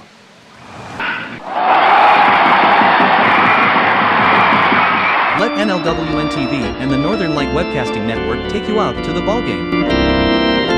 Our next game will be on Sunday, July 28th, as the Cavaliers take on the Eau Claire Bears in a doubleheader from Cinder City Park in Altoona, Wisconsin. Coverage begins with the In the Dugout show at 12 noon, followed by live play-by-play action. That's Eau Claire Cavalier baseball on Sunday, July 28th on NLWN TV.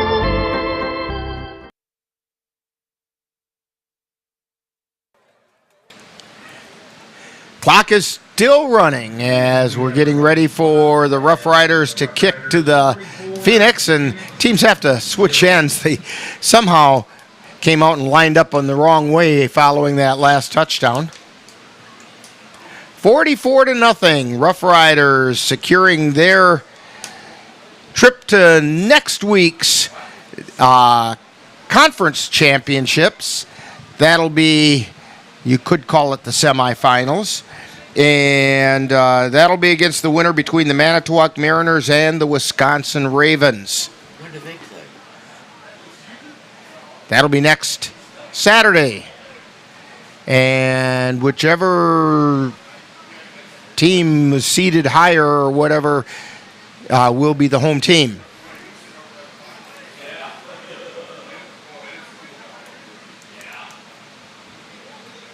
Kinsella has the ball teed up.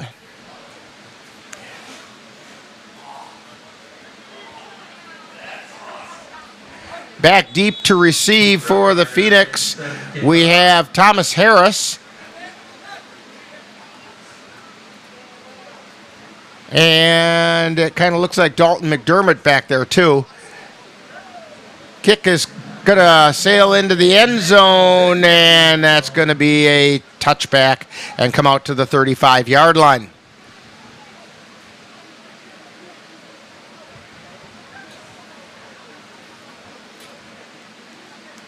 Kinsella showed quite a leg that time. Boomed it all the way down. Of course, he's got a nice breeze behind him.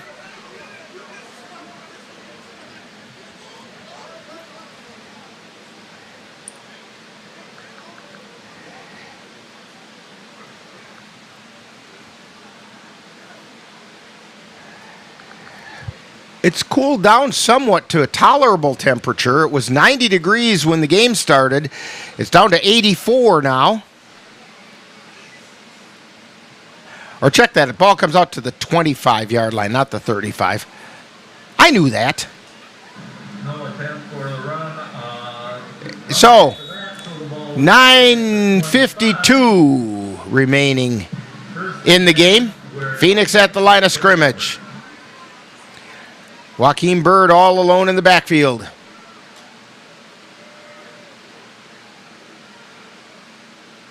Takes a snap. Takes it himself off the right side. He gets it out across the 35 to the 39-yard line. That's going to be enough for a first down.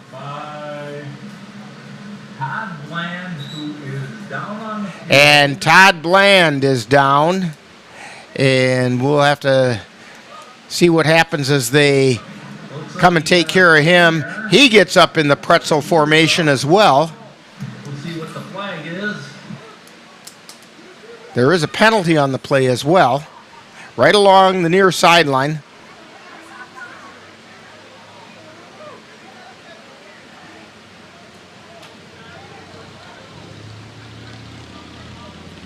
And he gave the signal for pass interference, but there was no pass on the play.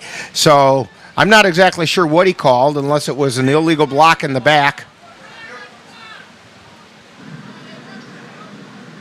And it's against the Phoenix. It's taking the ball back to the 26-yard line because it's marked from the spot of the foul. The 26. So that means it'll be 1st and 9.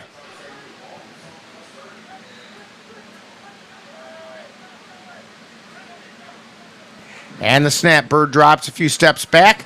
Takes a look downfield, and the ball's intercepted at the 45.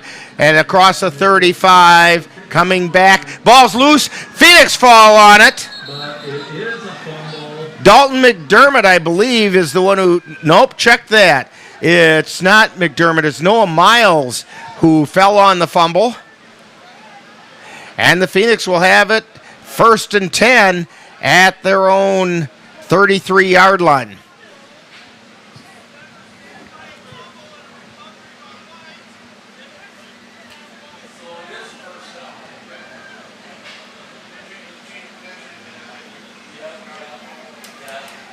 They mark it on the 32. Tail of the ball is on the 32. For the Phoenix.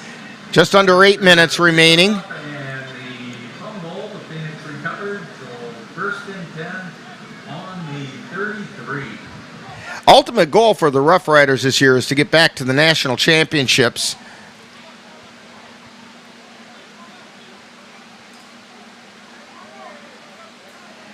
There's a snap. Bird takes it around the left side on his own, and he gets it out to the 40-yard line. At the 30,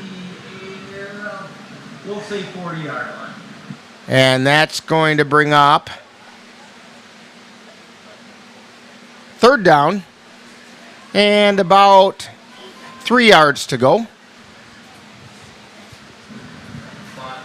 Or check that, 2nd and 3.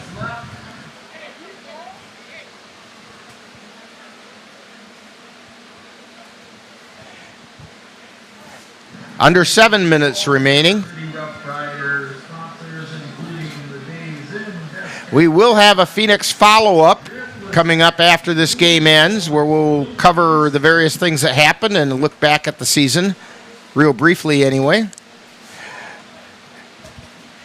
Bird throws it over the middle. He's got Noah Miles, and Miles gets it out across the 45 to the 47-yard line. Tried to shake a couple of defenders, and they were like mosquitoes. He'd get one swatted away, and another would swoop in. Picks up enough for a first down, and the ball looks like it is on the 47-yard line. 1st and 10 for the Phoenix. Still running with 6 and some change left.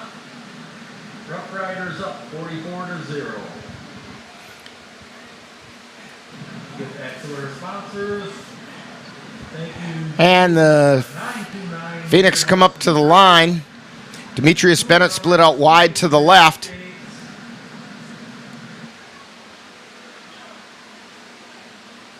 Bird keeps it himself. He flips that one. It goes backwards and out of bounds. And that's going to be spotted way back at the 34-yard line. Bird was in trouble from the moment that was snapped.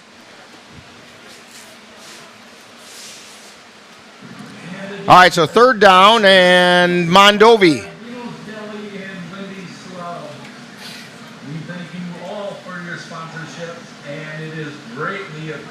Coming up on the 5-minute mark remaining in the game.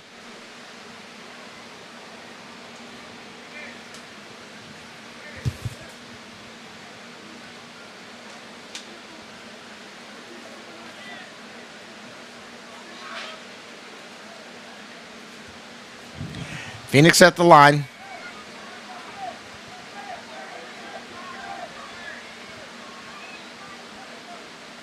Bird takes it, drops back, 3-step, 5-step drop. Rolling to his left, looks downfield, and it falls incomplete. That pass was intended, I believe, for Alex Tompkins, but I'm not sure who that was. Ball falls incomplete. Clock is running at 4 and some change. Rough Riders. And I'm looking, Phoenix 0. and I can't see his number. Oh, Demetrius Bennett. Timeout called by the Chippewa Valley Phoenix. And the Phoenix call timeout. So with timeout on the field, it's Rough Riders 44, Phoenix nothing on NLWN 2.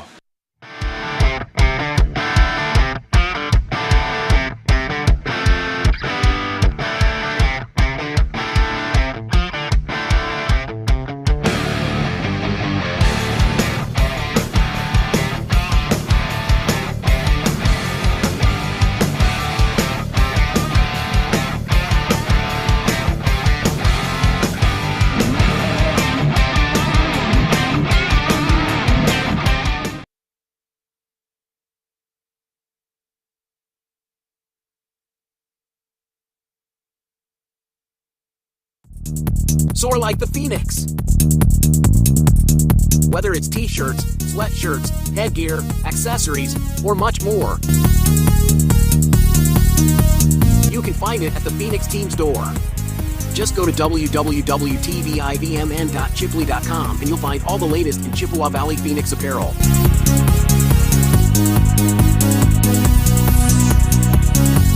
Show how you're ready to soar with the Phoenix at the Phoenix Team Store.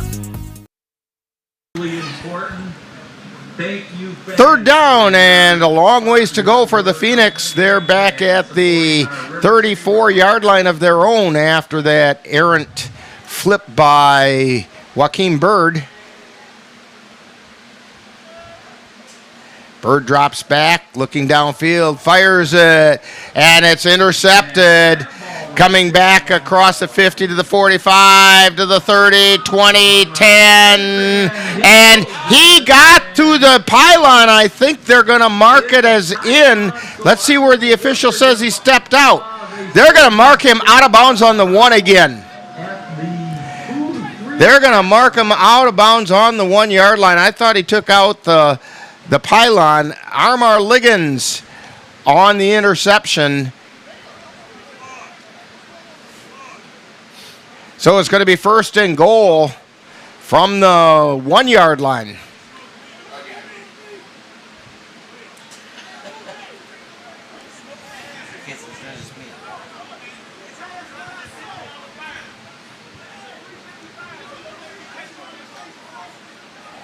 And the clock is running because we are in running time.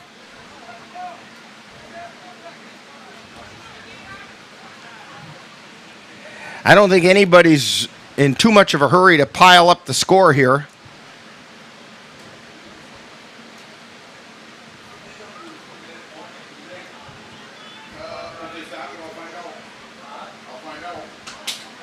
And the ball is still rolling around out there. Now they get it to the official as they're going to put it on the 1, I think. And one official wanted to set it on the 3. And they did put it on the 2.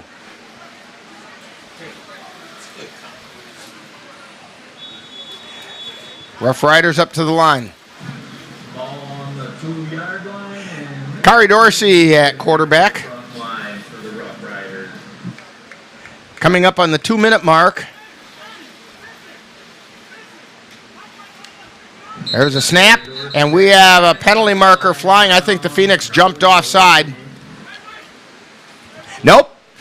Illegal procedure being called against the Rough Riders. It's going to move it back to the 7-yard line. First and goal from the 7.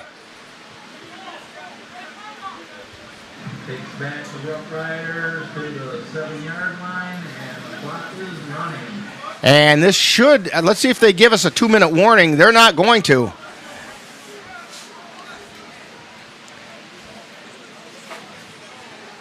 Rough Riders up to the line of scrimmage.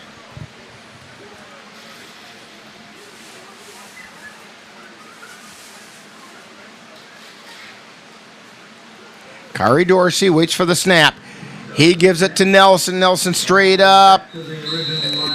He got it down to about the 5, maybe 4-yard line. Now they're going to mark it on the 2. Monte Nelson on the carry.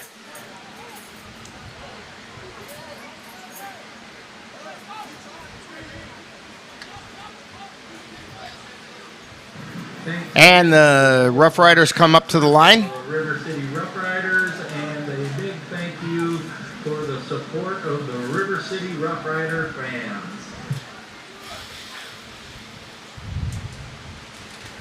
Dorsey takes the ball, rolls to his left, turns it up and into the end zone with 50 seconds remaining. Kari Dorsey takes the ball into the end zone. 2-0 with 40 seconds left in the game.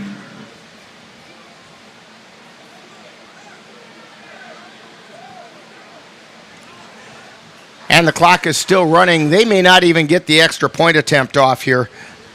The score right now is 50-0. Rough Riders with a fairly decisive win over the Phoenix. They move the ball back to the 15-yard line as the Rough Riders are going to attempt to kick. I don't think they're even going to get the kick away. Jelonzo Jackson hasn't even kneeled down, and that's the game. So the final score of tonight's game is the River City Rough Riders 50, Chippewa Valley Phoenix 0.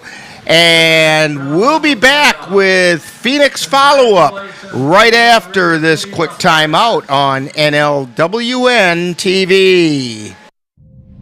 You quit smoking and thought, that's that. But here's the thing about lung cancer. By the time you see the symptoms, it could be too late. But now, there's a new scan that can detect lung cancer early, when it's more curable. If you smoked, get scanned. Talk to your doctor or learn more at savedbythescan.org. You've been tuned to Chippewa Valley Phoenix Football Live on NLWN2 and the Northern Light Webcasting Network. This has been presented for the private entertainment of the tuned-in audience. Any broadcast, rebroadcast, or reproduction, in part or in whole, in any form, without the express written consent of the Northern Light Webcasting Network, LLC, and the Chippewa Valley Phoenix, is strictly prohibited. Stay tuned. Coming up next is Phoenix Follow-Up, with a look back at today's game. Colfax High School football action is coming your way on NLWN2. Coming up on Friday, August 23rd, the Colfax Vikings will travel to Whitehall High School to take on the Whitehall North. Coverage begins at 6:40 p.m. with Viking preview. That's live Colfax Viking football on Friday, August 23rd on NLWN2. Time now for Phoenix Follow-Up, with a look back at today's Chippewa Valley Phoenix game. And now, back out to the stadium for Phoenix Follow-Up. Well, we're back here at Paul Giel Field in Winona, and it's time now for Phoenix Follow-Up, and we don't have much good news for you here on Phoenix Follow-Up today, as the Phoenix have concluded their season with a 50-0 defeat at the hands of the River City Rough Riders. Rough Riders are 3-0 against the Phoenix this year, and all have been fairly one-sided. Taking a look at the scoring opportunities today, first one was a 13-yard run by Demetrius Clay with 2:04 remaining in the first quarter, making it 6-0. Then there was a 65-yard punt return by Javante Davis to make it 13-0. 5-yard run in the second quarter by Monte Nelson with 4:18 remaining, made it 20-0. And then a 38-yard pass from Kari Dorsey to Malik Davison with 2:29 remaining, made it 26-0. That was the score at halftime. Then in the second half, 15-yard run by Demetrius Clay with 9:40 to go in the third quarter, made it 32-0. Then a 1-yard run by Kari Dorsey with 4:47 remaining in the quarter, made it 38-0. At that point, we went to running time, and into the fourth quarter, a 5-yard pass from Alex Benson to Malik Davison with 13:50 remaining, made it 44-0. And then right at the end of the game here with 50 seconds remaining, Kari Dorsey took it in from 2 yards out to make the final score. Rough Riders 50 and the Phoenix nothing. Phoenix were a first-year team this year, and one of their goals was to make it to the playoffs, and they did do that. They accomplished that goal. They finished the season with a winning record. I know that they would like to have had a season with a few less wins via the forfeit route, and they'd much rather have played those games. But you can only play when a team's going to show up, so you can't do much about that. So it's wait till next year. And so that's going to wrap up our Phoenix broadcasts for this year. And on behalf of the NLWN2 and the Northern Light Webcasting Network, I'd like to thank you for joining us this year. And we've got our fingers crossed that we'll be able to do this all again next year. So well, wait a minute. I got to go through a couple other things here. I'm getting lost with all the things. I want to remind you that coming up tomorrow on our sister station, NLWN TV, we bring you the Eau Claire Cavaliers wrapping up their regular league schedule by taking on the Eau Claire Bears from Casper Park in Altoona. Our coverage begins at 12 noon with the In the Dugout show, followed by live play-by-play action. That's Eau Claire Cavalier baseball tomorrow on NLWN TV. NLWN2 is excited to be your home again this season for Colfax Viking football. Our first broadcast will be on Friday, August 23rd, when the Vikings travel to Whitehall High School to take on the Whitehall Norsemen. Coverage begins with Viking pregame at 6:40 on August 23rd on NLWN2.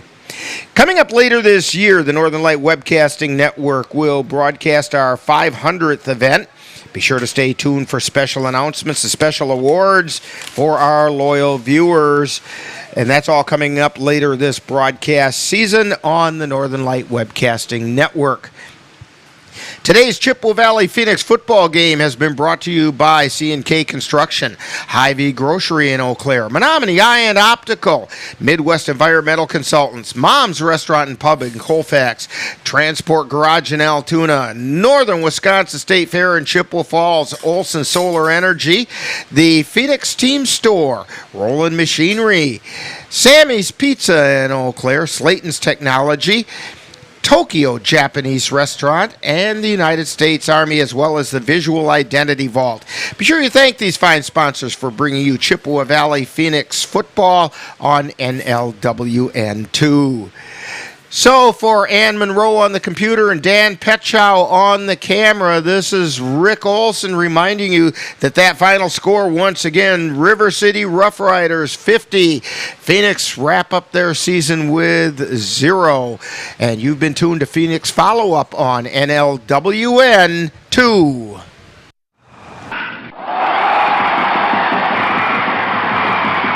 Let NLWN TV and the Northern Light Webcasting Network take you out to the ball game. Our next game will be on Sunday, July 28th, as the Cavaliers take on the Eau Claire Bears in a doubleheader from Cinder City Park in Altoona, Wisconsin. Coverage begins with the In the Dugout show at 12 noon, followed by live play-by-play action. That's Eau Claire Cavalier baseball on Sunday, July 28th on NLWN TV. You've been tuned to Phoenix Follow-Up with a look back at today's Chippewa Valley Phoenix game. This has been a presentation of the Northern Light Webcasting Network and NLWN2.